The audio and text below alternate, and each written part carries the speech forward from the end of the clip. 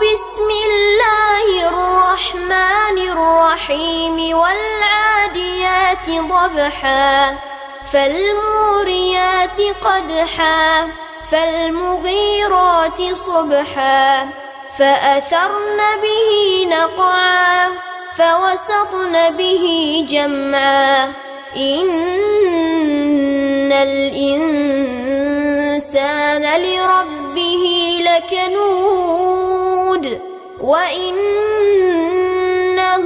على ذلك لشهيد وإنه لحب الخير لشديد أفلا يعلم إذا بعثر ما في القبور وحصل ما في الصدور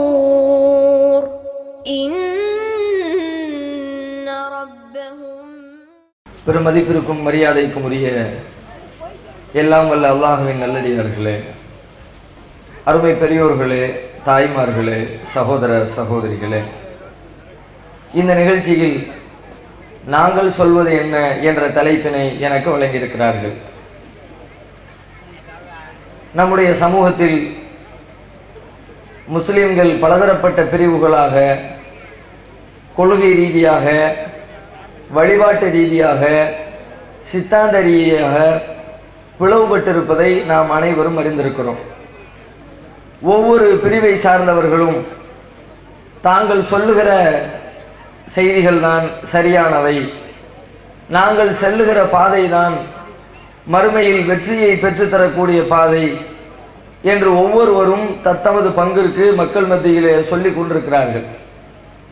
இதிலே ஒவ்வொருவரும் தங்களின் கருத்தை மக்கள் மத்தியில் எடுத்து வைத்தாலும் தமிழ்நாடு தௌஹீத் ஜமாத் என்ன சொல்கிறது என்பதை பொறுத்தவரை அதை நாங்கள் ஒரு புறத்திலே சொல்லிக் கொண்டிருப்பதை விட எங்களை விட அதிகமாக நாங்கள் சொல்லாத பல விஷயங்களை எல்லாம் சொல்வதாக, சொல்லிக் கொண்டிருக்கிற பல விஷயங்களை சொல்லாமல் இருட்டடிப்பு செய்வதாக மற்ற கொள்கை பிரிவினர்கள் மக்கள் மத்தியிலே பிரச்சாரம் செய்து கொண்டிருக்கிறார்கள். எனவே நாங்கள் சொல்வது என்ன என்பதனை விளக்கித் தர வேண்டிய கடமை எங்களுக்கு இருக்கிறது என்ற அடிப்படையில் தான் இந்த தலைப்பு இங்கே தேர்வு செய்யப்பட்டிருக்கிறது. நாங்கள் சொல்கின்ற விஷயங்களை ரத்தின சுருக்கமாக ஒரே வரியில் சொல்ல வேண்டும் என்றால், ஒரு மனிதர் இஸ்லாத்தினை ஏற்றுக்கொள்வதாக இருந்தால் அதற்கு அடிப்படையாக அவர் என்ன சொல்ல வேண்டுமோ அதைத்தான் நாங்கள் மக்கள் மத்தியிலே சொல்லிக் கொண்டிருக்கிறோம். நம்மிடத்திலே இருக்கிற எந்த பிரிவை சார்ந்தவர்களிடத்திலேயும் ஒரு மனிதர் நான் இஸ்லாத்தை ஏற்றுக்கொள்ளப் போகிறேன், எனக்கு இஸ்லாத்தினை நீங்கள் சொல்லித்தாருங்கள் என்று கோரிக்கை வைத்தால் அத்தனை பிரிவினருமே சொல்லிக் கொடுக்கிற ஒரே ஒரு வாசகம் திருக்கலிமா, அஷ்ஹது அல்லா இலாஹ இல்லல்லாஹ் வ அஷ்ஹது அன்ன முஹம்மதர் ரசூலுல்லாஹ். இந்த லா இலாஹ இல்லல்லாஹ் முஹம்மது ரசூலுல்லாஹ் என்ற இந்த கலிமாவைத்தான் நாங்கள் மக்கள் மத்தியிலே சொல்லிக் கொண்டிருக்கிறோம். வெறுமனே இந்த கலிமாவை மட்டும் சொல்லிவிடாமல் அந்த கலிமாவிற்கான அர்த்தத்தை, அதனுடைய விளக்கத்தை பல்வேறு கோணங்களில் விளக்கமாக மக்கள் மத்தியில் எடுத்து வைத்துக் கொண்டிருக்கிறோம். இதை சொல்லுகிற பொழுது பலருக்கு ஆச்சரியமாக இருக்கிறது. லா இலாஹ இல்லல்லாஹ் முஹம்மது ரசூலுல்லாஹ்வே சொல்கிறார்களா? அப்ப நாங்கள் எல்லாம் வேற என்ன சொல்கிறோம்? நாங்களும் அதைத்தானே சொல்லிக் கொண்டிருக்கிறோம். தமிழ்நாடு தௌஹீத் ஜமாத் இதிலே வித்தியாசமாக என்ன சொல்லிவிட்டது? சொல்ல வேண்டிய தேவை என்ன வந்தது? லா இலாஹ இல்லல்லாஹ் முஹம்மது ரசூலுல்லாஹ்வை சொல்வதற்கு அதற்கு எதற்கு ஒரு அமைப்பு தேவை? 1400 ஆண்டுகளாக நபிகள் நாயகம் ஸல்லல்லாஹு அலைஹி வஸல்லம் அவர்கள் என்றைக்கு இந்த இஸ்லாத்தினை மக்கள் மத்தியிலே போதனை செய்ய ஆரம்பித்தார்களோ அவர்களிடமிருந்து தலைமுறை தலைமுறையாக இந்த ஏகத்துவ செய்தி, இஸ்லாமிய செய்தி எங்களை வந்து அடைந்த காலத்திலிருந்து நாங்களும் அதைத்தான் சொல்லிக் கொண்டிருக்கிறோம். இதிலே நீங்கள் என்ன சொல்ல வந்து விட்டீர்கள் என்று ஆச்சரியத்தோடு கேள்வி எழுப்புகிறார்கள். ஆனால் உண்மை என்னவென்று சொன்னால், நம்மில் ஏராளமான மக்கள் லா இலாஹ இல்லல்லாஹ் முஹம்மது ரசூலுல்லாஹ்வை திரும்ப திரும்ப சொல்லுகிறார்கள். நேரம் கிடைக்கிற பொழுதெல்லாம் சொல்லுகிறார்கள். பல நேரங்களில் ஒவ்வொரு நேர தொழுகைக்கு பிறகும் அதை திக்ராக வாயிலே மொழிந்து கொண்டிருக்கிறார்கள். ஆனால் தாங்கள் சொல்லுகிற லா இலாஹா இல்லல்லாஹ்வை அதனுடைய அர்த்தத்தை விளங்கி சொல்கிறார்களா? அந்த அர்த்தத்தின்படி தங்கள் வாழ்க்கை அமைத்திருக்கிறார்களா? அந்த லா இலாஹா இல்லல்லாஹ்விற்கு உண்மையானவர்களாக அவர்கள் நடந்து கொண்டிருக்கிறார்களா என்று சொன்னால் முஸ்லிம் சமூகத்தில் பெரும்பான்மையான மக்களிடத்தில் அதற்கு சரியான பதில் கிடைக்கப் போவதில்லை. லா இலாஹா இல்லல்லாஹ் என்றால் என்ன பொருள்? வணக்கத்திற்குரியவன் அல்லாஹ்வை தவிர வேறு யாரும் இல்லை. இது மக்தபு மதரசாக்களிலே சொல்லிக் கொடுத்து விடுவார்கள். வணக்கம் என்பது அல்லாஹ்விற்கு தான் உரியது, அல்லாஹ்வை தவிர வேறு யாரையும் வணங்கக்கூடாது, அல்லாஹ்வுக்கு செய்யக்கூடிய வணக்கம் அவனுக்கு மட்டுமே உரித்தானது. இது அந்த திருக்கலிமாவிற்கான நேரடி பொருள். அல்லாஹ்வை மட்டும்தான் வணங்க வேண்டும் என்றால் அவனை பற்றி இறைவன் எப்படி சொல்லித் தருகிறான்? அல்லாஹ்வை நம்புவது, அல்லாஹ்வை வணங்குவது, அதை திருமறை குர்ஆன் பல்வேறு இடங்களில் விளக்கமாக சொல்கிறது. உதாரணமாக சின்னஞ்சிறிய அத்தியாயம் சூரத்துல் இக்லாஸ் 112வது அத்தியாயம் திருமறை குர்ஆனிலே அல்லாஹ்வை பற்றி அற்புதமாக உலகத்திற்கு கற்றுத்தருகிற ஒரு சூரா. குல் ஹுவல்லாஹு அஹத் அல்லாஹு ஸமத் லம் யலித் வலம் யூலத் வலம் யகுல் லஹு குஃபுவன் அஹத். அல்லாஹ் ஒருவன் என்று சொல்வீராக. அந்த அல்லாஹ்விற்கு எந்த தேவையும் இல்லை, அவன் யாரையும் பெறவில்லை, யாராலும் பெறப்படவும் இல்லை. வலம் யகுல் லஹு குஃபுவன் அஹத், அவனுக்கு நிகராக யாரும் இல்லை, எதுவும் இல்லை. இப்படி நீங்கள் அல்லாஹ்வை பற்றி நம்பிக்கை கொள்ள வேண்டும். அல்லாஹ்வை நம்புகிறோம், அல்லாஹ்வை வணங்குகிறோம் என்றால் அல்லாஹ்வை போன்று யாரும் கிடையாது, அல்லாஹ்வை போன்று எதுவும் கிடையாது. அல்லாஹ் பார்ப்பதை போன்று உலகத்திலே யாராலும் பார்க்க முடியாது. அல்லாஹ் கொடுப்பதை போன்று உலகத்தில் யாராலும் கொடுக்க முடியாது. அல்லாஹ் நிர்வகிப்பதை போன்று உலகத்தில் யாராலும் நிர்வகிக்க முடியாது. இப்படி அல்லாஹ் ஒரு காரியத்தை செய்வதாக சொன்னால் அவன் செய்வதை போன்று உலகத்தில் யாராலும் எதனாலும் செய்ய முடியாது என்று ஒரு முஸ்லிம் அல்லாஹ்வை பற்றி நம்பிக்கை கொள்ள வேண்டும். இப்படி நம்புகிற நம்பிக்கை தான் மிக சரியான ஒரு நம்பிக்கை என்று குர்ஆன் சொல்கிறது. இதை அல்லாஹ் பல்வேறு இடங்களில் விளக்கமாகவே பேசுகிறான். நாம் இப்படி நம்புகிறோமா அல்லாஹ்வை? கேட்டா எல்லாருமே அதுக்கும் ஆமா என்றுதான் சொல்வார்கள். ஆமா, அல்லாஹ் மாதிரி யாரும் கிடையாது, அல்லாஹ் செய்யற மாதிரி யாரும் எதுவும் செய்ய முடியாத, அப்படித்தானே நாங்கள் நம்பிக்கொண்டிருக்கிறோம் என்று அதையும் சொல்வார்கள். ஆனால் உண்மையில் வாழ்க்கையை உரசி பார்த்தால், அவருடைய நடைமுறையை ஒப்பிட்டு பார்த்தால் அல்லாஹ்வை போன்று எதுவும் இல்லை என்று நம்புகிறார்களா என்றால் அப்படி முஸ்லிம்கள் நம்பவே இல்லை. உதாரணமாக நாம் பார்ப்பதாக இருந்தால் அல்லாஹ் செய்யக்கூடிய பல்வேறு விஷயங்களை திருமறை குர்ஆன் பட்டியலிடுகிறது. அல்லாஹ் சமீஉன், அல்லாஹ் கேட்கக்கூடியவனாக இருக்கிறான். அல்லாஹ் பசீரும், அல்லாஹ் பார்க்கக்கூடியவனாக இருக்கிறான். அல்லாஹ் தண்டிக்கக்கூடியவனாக இருக்கிறான். அல்லாஹ் உதவி செய்பவனாக இருக்கிறான் என்று அல்லாஹ்வை பற்றிய பல்வேறு பண்புகள் திருமறை குர்ஆனில் சொல்லி தரப்பட்டிருக்கிறது. அல்லாஹ் பார்க்கிறான். அல்லாஹ் பார்க்கிறான் என்றால் ஒரு முஸ்லிம் எப்படி நம்ப வேண்டும்? வலம் யகுல் லஹு குஃபுவன் அஹத், அவன மாதிரி யாரும் கிடையாதுன்னு நம்பணும்ல. அப்ப அல்லாஹ் பார்க்கிறான் என்றால் உலகத்தில் வேற யாருமே பார்க்கலையா? அல்லாஹ் நம்பினா அப்படிதான் நம்பணும். யாருமே பார்க்கலையா? நான் பார்க்கிறேன், நீங்க பார்க்கிறீங்க, ஆடு பார்க்கிறது, மாடு பார்க்கிறது, எல்லா ஜீவராசிகளும் பார்த்து கொண்டிருக்கின்றன. பிறகு அல்லாஹ் பார்க்கிறான் என்றால் அதற்கு என்ன பொருள்? அல்லாஹ் பார்க்கிறான், மனிதர்களாகிய நாமும் பார்க்கிறோம், மிருகங்களும் பார்க்கின்றன.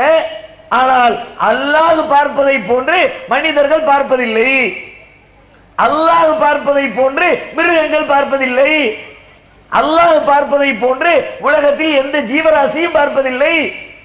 இந்த இடத்துல இந்த நுணுக்கமான வேறுபாட்டை சரியாக புரிந்து கொள்ளவில்லை முஸ்லிம்கள். அல்லாஹ் பார்க்கிறான், நான் பார்க்கிறேன், என் பார்வையும் அல்லாஹ்வுடைய பார்வையும் ஒன்றா? என்னுடைய பார்வை ஒரு சில அடிகளுக்கு தான் தெரிகிறது. கூட்டத்தில் இந்த கூட்டத்தில் இவ்வளவு டியூப்லைட் போட்டு வச்சிருக்கிறோம், கூட்டத்தில் இருக்கிற கடைசி மனிதரை பார்க்க முடிகிறதா? கடைசி மனிதர் என்ன? இடையிலே இருக்கிற மனிதர்கள் நம்முடைய கண்களுக்கு தெரிகிறார்களா? அவ்வளவு வெளிச்சம் இருந்தாலும் பார்க்க முடியல. பார்வைக்கு ஒரு லிமிட் இருக்கிறது. ஒருவேளை டியூப் லைட் இல்லாம போச்சு சுத்தமா தெரியாது. என் கண்ணில் பார்வை இருக்கலாம், உங்கள் கண்ணில் பார்வை இருக்கலாம், ஆனால் பார்க்கப்படுகிற பொருளின் மீது வெளிச்சம் இருக்க வேண்டுமே. வெளிச்சம் இல்லாவிட்டால் பார்க்க முடியாது. நெடுந்தூரத்திலே இருந்தால் பார்க்க முடியாது. கண்ணில் குறைபாடு இருந்தால் பார்க்க முடியாது. நானோ நீங்களோ உலகத்திலே இருக்கிற யாரோ ஒருவர் பார்க்க வேண்டும் என்று சொன்னால் அதற்கு இந்த இலக்கணங்கள் எல்லாம் பொருந்தி போக வேண்டும். இவற்றில் ஏதேனும் ஒன்று விடுபட்டு போனால், கண் இருந்தாலும் சரி, கண்ணிலே பார்வை இருந்தாலும் சரி, அந்த கண்ணை கொண்டு எந்த மனிதனாலும் பார்க்க முடியாது. அல்லாஹ் கேட்கிறான், நாமும் கேட்கிறோம். அல்லாஹ் கேட்பதை போன்று நாம் கேட்கிறோமா? நாம் கேட்பதை போன்று தான் அல்லாஹ்வும் கேட்டுக்கொண்டிருக்கிறானா? அல்லாஹ்வுடைய செவிப்புலனின் செயல்பாடுகளே தனி, மனிதனின் செவிகள் செயல்படுகிற விதமே தனி. ஒரு மனிதனின் செவிப்புலன் செயல்பட வேண்டும் என்று சொன்னால் அவர் கேட்கின்ற ஓசையை பேசுகிறவர் பக்கத்திலே இருந்து பேச வேண்டும். எங்கோ பல ஆயிரக்கணக்கான கிலோமீட்டர்களுக்கு அப்பால் உட்கார்ந்து கொண்டு பேசுகின்ற பேச்சுக்களை ஒரு மனிதனால் கேட்க இயலாது. இன்றைக்கு நாம் எல்லாம் இங்கே கூடி அமர்ந்திருக்கிறோம். நாம் பேசுறது நீங்கள் கேட்கிறீர்கள். எப்படி கேட்கிறீர்கள்? பக்கத்திலே வந்து பேசுகிற காரணத்தால் கேட்கிறீர்கள். தூரத்திலே இருந்து பேசினாலே கேட்க முடியும் என்று சொன்னால் நான் எதுக்கு மெனக்கிட்டு பயணப்பட்டு வர வேண்டும்? நான் இருக்கிற ஊர்ல இருந்து கொண்டு, என்னுடைய வீட்டிலே இருந்து கொண்டு, தொலைசே பண்ணத்தில் எல்லாரும் சேர்ந்து உட்கார்ந்து சேர்த்துக்கு போடு, நான் பேசுகிறேன் என்று பேசியிருக்க முடியும். ஆனால் மக்களால் கேட்க முடியாது. பேசுகிறவரும் கேட்கிறவரும் பக்கத்திலே இருந்தால்தான் மனிதனின் காது கேட்கும். தூரத்திலே இருந்தால் கேட்காது. ஒருவேளை தூரத்திலே இருந்தால் அந்த தூரத்தை குறைக்கின்ற கருவிகளை பயன்படுத்த வேண்டும். கருவிகள் இல்லாமல் தூரத்தில் இருக்கிறவரோடு உரையாட முடியாது. இந்த கூட்டத்திலே கூட இந்த மைக்கு இல்லாம, ஸ்பீக்கர் செட்டு இல்லாம, குழாய் எதுவும் இல்லாமல் நான் இங்கிருந்து கொண்டு பேசினால் கூட்டத்திலே கடைசியில் இருப்பவருக்கு கேட்குமா? ஃபர்ஸ்ட் ரோல இருக்கிறவங்க கூட கேட்காது. அந்த லெவலில் தான் நம்முடைய சப்தம். அதை கேட்கிறவருடைய காதின் செவிப்புலனும் அவ்வளவுதான். இவ்வளவு சப்தத்தில் இருந்தால் தான் கேட்க முடியும். சத்தத்தின் அளவு கம்மியாக இருந்தால் கேட்க முடியாது. வெளிநாட்டில் இருக்கிறவரோடு கூட பேச முடியும். நாம் பேசுகிற பேச்சை சவுதி அரேபியாவில் இருக்கிற ஒருவர் கேட்பார், ஐரோப்பாவில் இருக்கிற ஒருவர் கேட்பார், அமெரிக்காவில் இருக்கிற ஒருவர் கேட்பார். எப்படி கேட்பார்? அந்த தூரத்தை குறைக்கின்ற கருவிகளை பயன்படுத்தி கேட்பார். நெட்வொர்க்ல கனெக்ட் பண்ணி, செல்போனை எடுத்து நம்பரை டயல் பண்ணி அதுக்கப்புறம் பேசணும். ஹலோ மாப்பிள்ள, சோமா இருக்கிறியா? சும்மா உட்கார்ந்துக்கிட்டு இருந்த இடத்துல வானத்தை நோக்கி அமெரிக்காவில் இருக்கிற மாப்பிள்ளையோட பேச முடியுமா? மாப்பிள்ளை பேசி ரொம்ப நாள் ஆச்சு, கேட்குமா அவருக்கு? தொலைபேசியில் தொடர்பு கொள்ள வேண்டும், இன்டர்நெட்டில் இணைப்பு கொடுக்க வேண்டும், இன்னவர கருவிகளை பயன்படுத்த வேண்டும். இல்லாவிட்டால் தூரத்தில் இருக்கிறவரோடு உரையாட முடியாது. தூரத்தில் இருக்கிற மனிதர் பேசுகிற பேச்சை நம்முடைய செவிகளால் கேட்டு உணர முடியாது.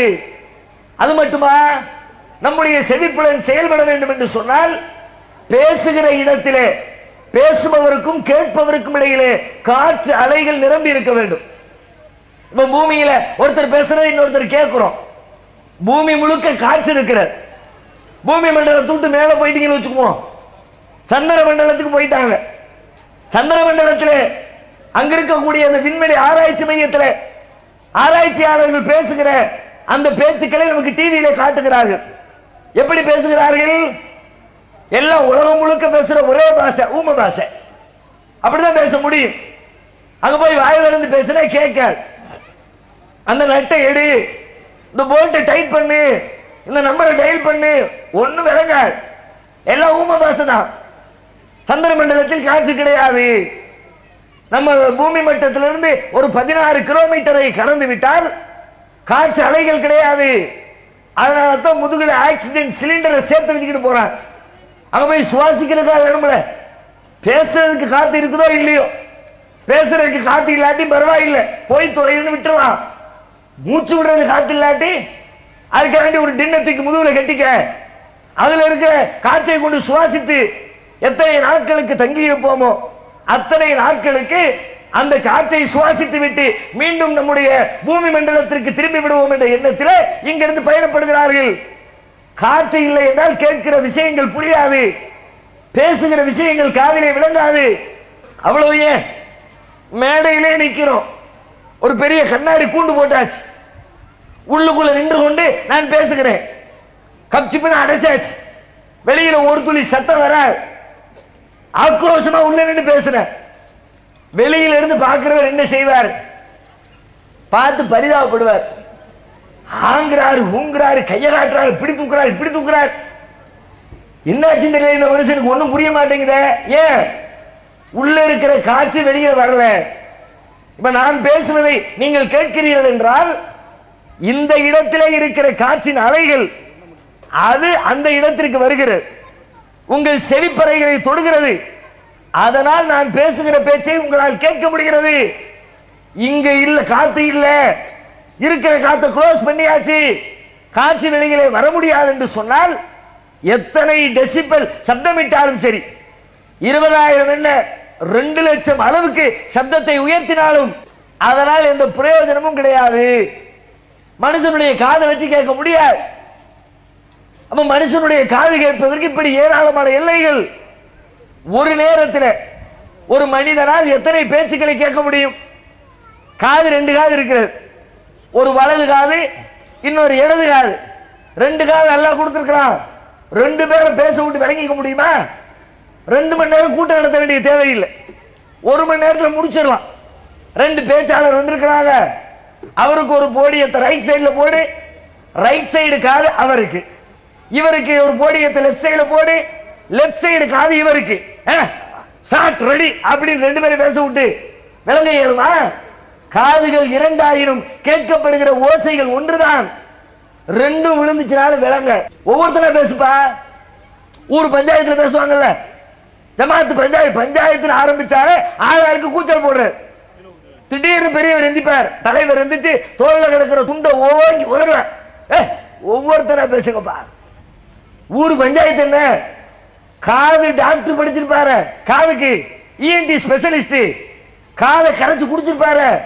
காதுக்குள்ள எத்தனை நரம்பு இருக்குது, எங்க ஓடுது, என்னென்ன வேலை செய்யும், எதை கட் பண்ணா கேட்கும், எதை ஜாயின் பண்ணா கேட்காது, எல்லாவற்றையும் கரைத்து குடித்திருக்கிற ஒரு காது மருத்துவராவது 2 காதுல 2 பேச்சை கேட்க இயலுமா? அவரு நம்மள மாதிரி தான். ஒவ்வொருத்தரா பேசி டோக்கன் கொடுத்து உட்கார வச்சிருவார். இஎன்டி ஸ்பெஷலிஸ்ட பார்க்க போனா 10 மணிக்கு நீ வா, அவன் போனதுக்கு பிறகு அடுத்த ஆள் நீ வா, அவரு போனதுக்கு பிறகு அடுத்த ஆள் நீ வா என்று சொல்லி ஆளாளுக்கு நேரம் ஒரு ஒதுக்கி வைக்கிறார் என்று சொன்னால் ஒரு நேரத்தில் ஒரு ஓசையை தான் கேட்டு விளங்கிக் கொள்ள முடியும். ஒரே நேரத்தில் பல விஷயத்தை கேட்க முடியாது.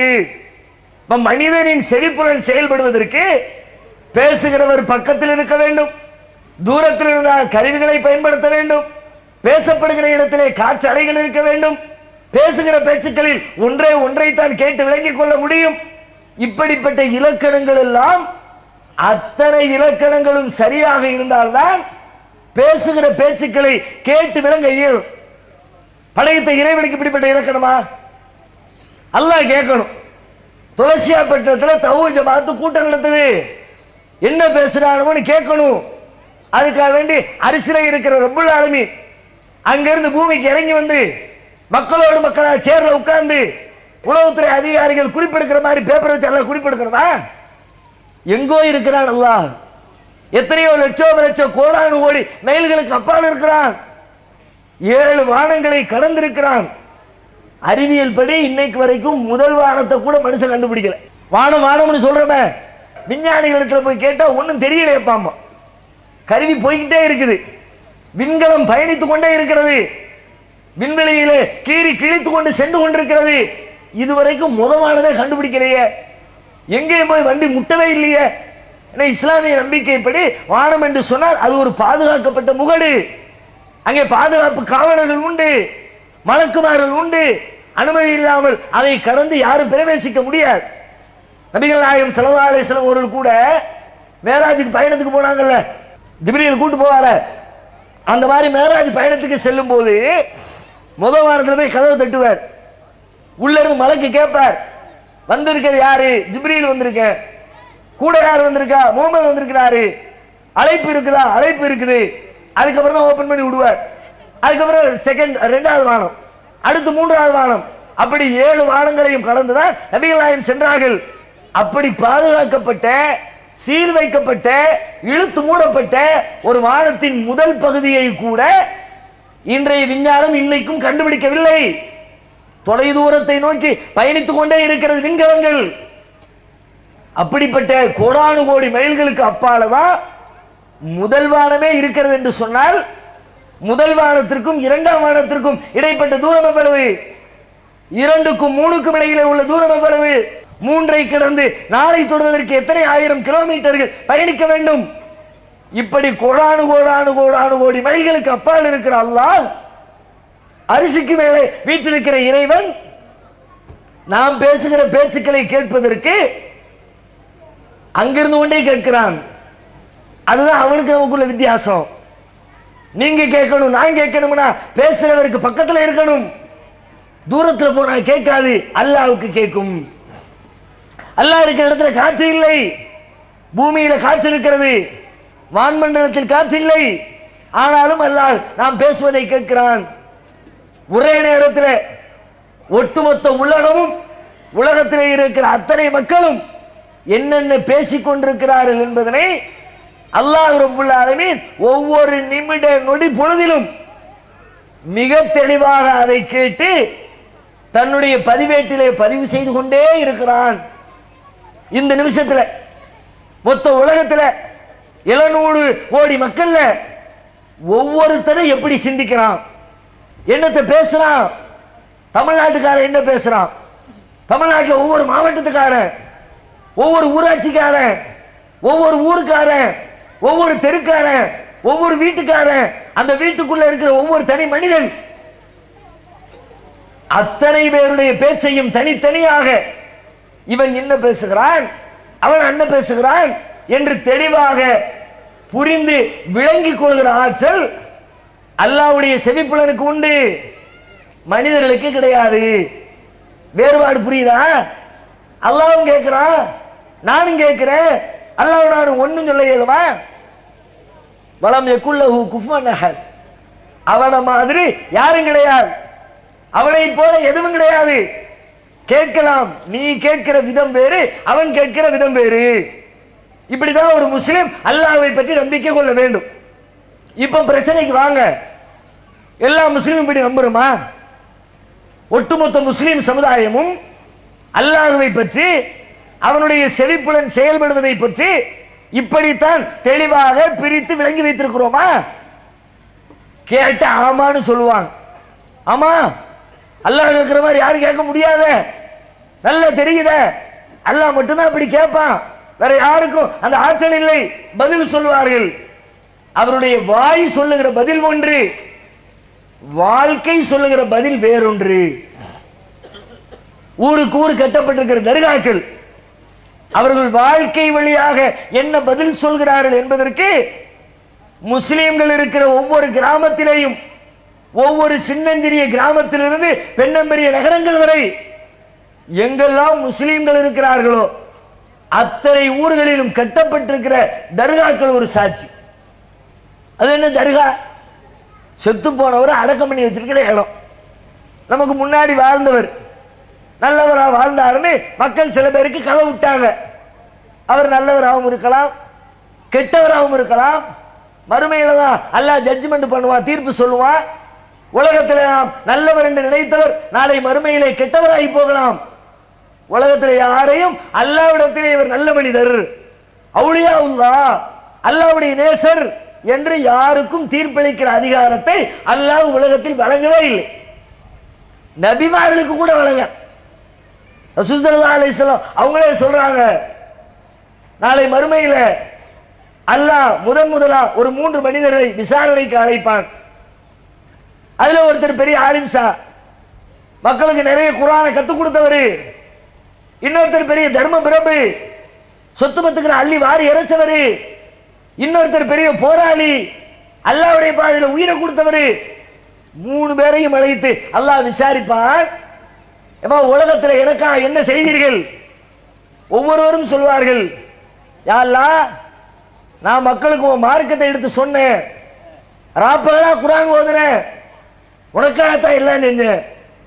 அல்லாஹ் சொல்வான், கதப்தே, நீ பொய் சொல்லுகிறாய், நீ செஞ்சது உண்மை, யாருக்கு செஞ்சப்பா?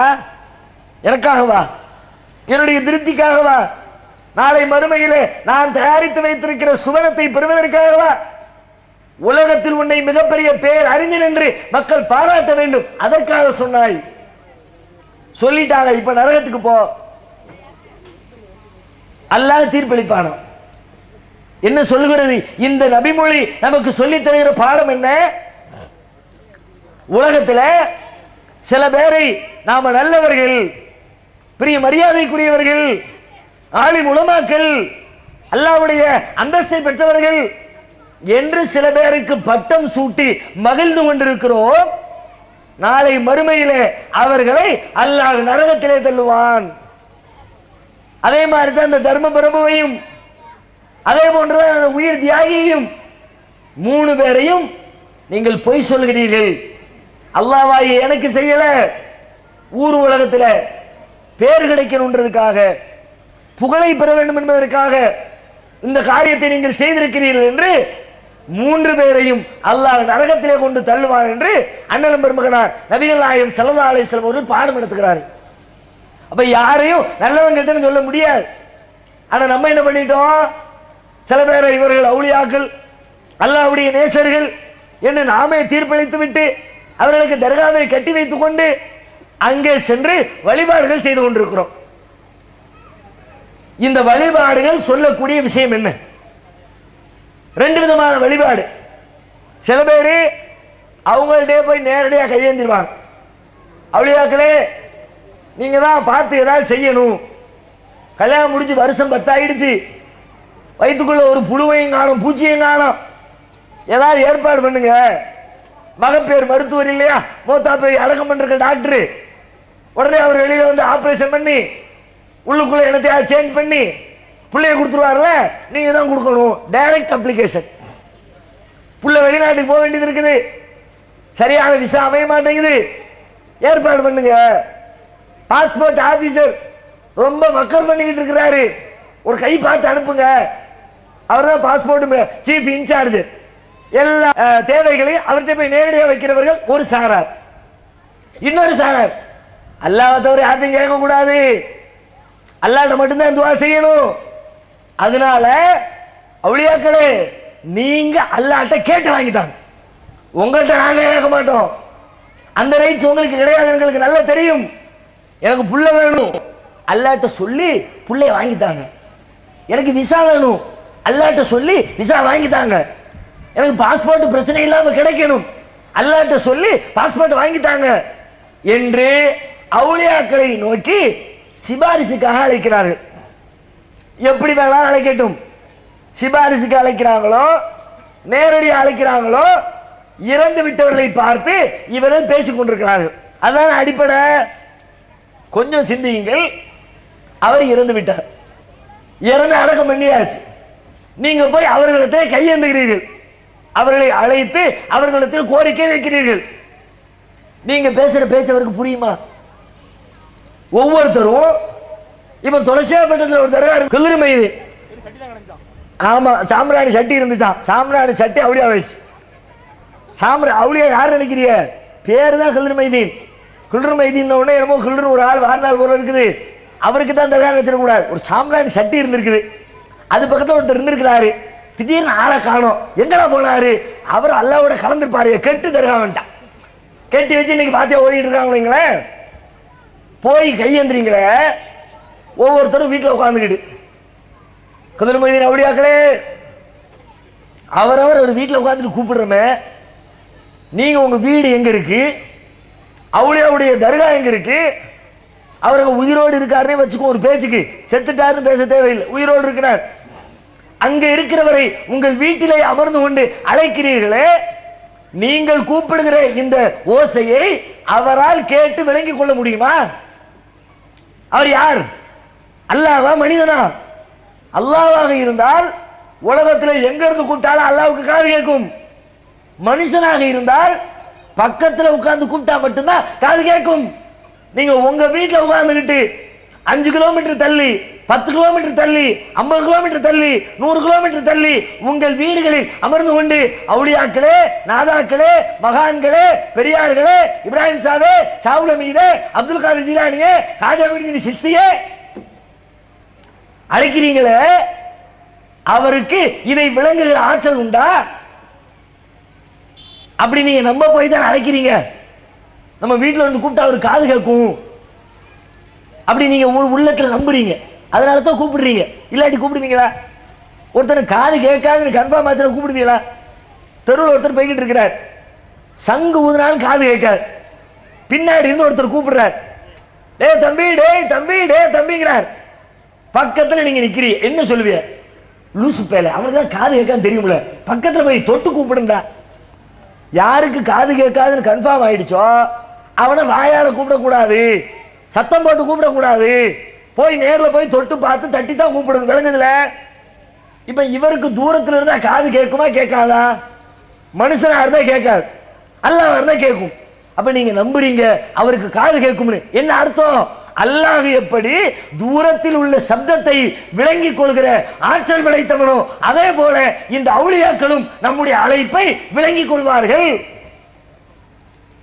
அதானங்க இதுக்கு அர்த்தம். வேற என்ன அர்த்தம் சொல்ல முடியும்? சில பேர் அப்ப நான் தூரத்துல இருந்து அழைக்கல, தலைமாட்டுக்கு போயிடுறேன், அவுலியாக்களே பக்கத்துல நின்று கூப்பிட்டா ஓகே தானே? பக்கத்துல நின்று கூப்பிட்டா ஓகே தான், தப்பு இல்லை. ஆனா ரெண்டாவது கண்டிஷன் என்ன? மனுஷங்க அது கேட்கணும்னா பேசுற இடத்துல கேட்கிற இடத்துல காற்று அலைகள் இருக்கணும். கபரு தலைமாட்டில் போய் நின்னாலும் காத்து போமா உள்ள? எப்படி அடக்கம் பண்ணி இருக்கிறீங்க? சாதா மனுஷனுக்கு கேட்டாலும் கேட்குமே தவிர அவுலியாக்களுக்கு கேட்கவே கேட்காது. ஏன்? என்ன பூச்சிமானம் உள்ள? சாதாரண ஆட்கள் ஒரு கஃன் துணி, அதுக்கு மேல ஒரு ஓலப்பாயி, ஒரு 10 பனங்கட்டை, மண்ணெல்லி போட வேண்டியது, அது ஒரு 6-7 மாசம் ஆச்சுன்னா இடிஞ்சு உளுந்து ஒண்ணுமே நாம போயிடும். அவுலியாக்கள் எப்படி? கஃன் வச்சாச்சு, ஓலப்பாய் போட்டாச்சு, பனங்கட்டையை வச்சாச்சு, மண்ணெல்லி போட்டாச்சு, சிமெண்ட் போட்டு பூசியாச்சு, டைல்ஸ் கல்லு போட்டாச்சு, சந்தூக்கு வச்சாச்சு, பூவள்ளி போட்டாச்சு, துணியத்துக்கு போத்தியாச்சு, கபருக்கு மேல 10 அடி ஒசரத்துக்கு பெரிய கும்பாபிஷேகம் நடத்துற மாதிரி ஒரு பொட்டு காத்து உள்ள போகுமா? காத்து இல்லாத இடத்துல மனுஷன் காது கேட்குமா? அல்லாஹ் காது கேட்கும். நீங்கள் தலைமாட்டில் நின்று கொண்டு அழைத்தாலும் அவர் கேட்பார் என்று நம்பினால் காற்றில்லாத இடத்தில் உள்ளதை அல்லாஹ் எப்படி கேட்பானோ அதே போல இந்த அவுலியாவும் கேட்பார் என்று மறைமுகமாக அல்லாஹ்வுடைய இடத்தில் இந்த அவுலியாவை கொண்டு போய் வச்சிட்டீங்க. இன்னும் பெரிய கூத்து என்னன்னா, கொடிக்கட்டு வந்துருச்சு, உருஸ் எடுக்க வேண்டிய தேவை வந்துருச்சு. மற்ற நாள்ல எல்லாம் சிங்கிளாக அழைத்துக் கொண்டிருந்த மக்கள் கந்திரி எண்ணிக்கை 500 பேர், 1000 பேர், ஹோல்சேல் கோரிக்கை கூடி நின்று கொண்டு அத்தனை பேரும் அவுலியாவே அவுலியாவேன்னு கூப்பிடுறீங்களே, காது கேட்குமா அவருக்கு? அல்லாஹ் மனுஷனா? மனுஷனா இருந்தா கேட்காது, அல்லாஹ் இருந்தா கேட்கும். நீங்கள் என்ன நம்புகிறீர்கள்? இப்ப சொல்லுங்க, வலம் யகுல்லஹு குஃபுவன் அஹத், அவன மாதிரி யாரும் கிடையாதுன்னு சொன்னீங்களே, அப்படித்தான் நீங்க வாழ்றீங்களா? லா இலாஹ இல்லல்லாஹ், அல்லாஹ்வுக்கு செய்யற வணக்கத்தை அவனை தவிர வேற யாருக்கும் செய்யக்கூடாதுன்னு சொன்னீங்களே, அவன மாதிரி யாரும் கிடையாது அப்படின்னு நீங்க நம்பினதா சொன்னீங்களே, அப்படித்தான் நம்பினீங்களா? அப்படி நம்பி இருந்தா அவுலியாக்களை கூப்பிட்டுருப்பீங்களா? செத்து போனவரை கூப்பிட்டுருப்பீங்களா? 1000 பேர் சேர்ந்து கூப்பிட்டுருப்பீங்களா? காத்து போக முடியாத இடத்துல உட்கார்ந்து இருக்கிற இடத்துல பேசி பேசி சந்தோஷப்பட்டிருப்பீங்களா?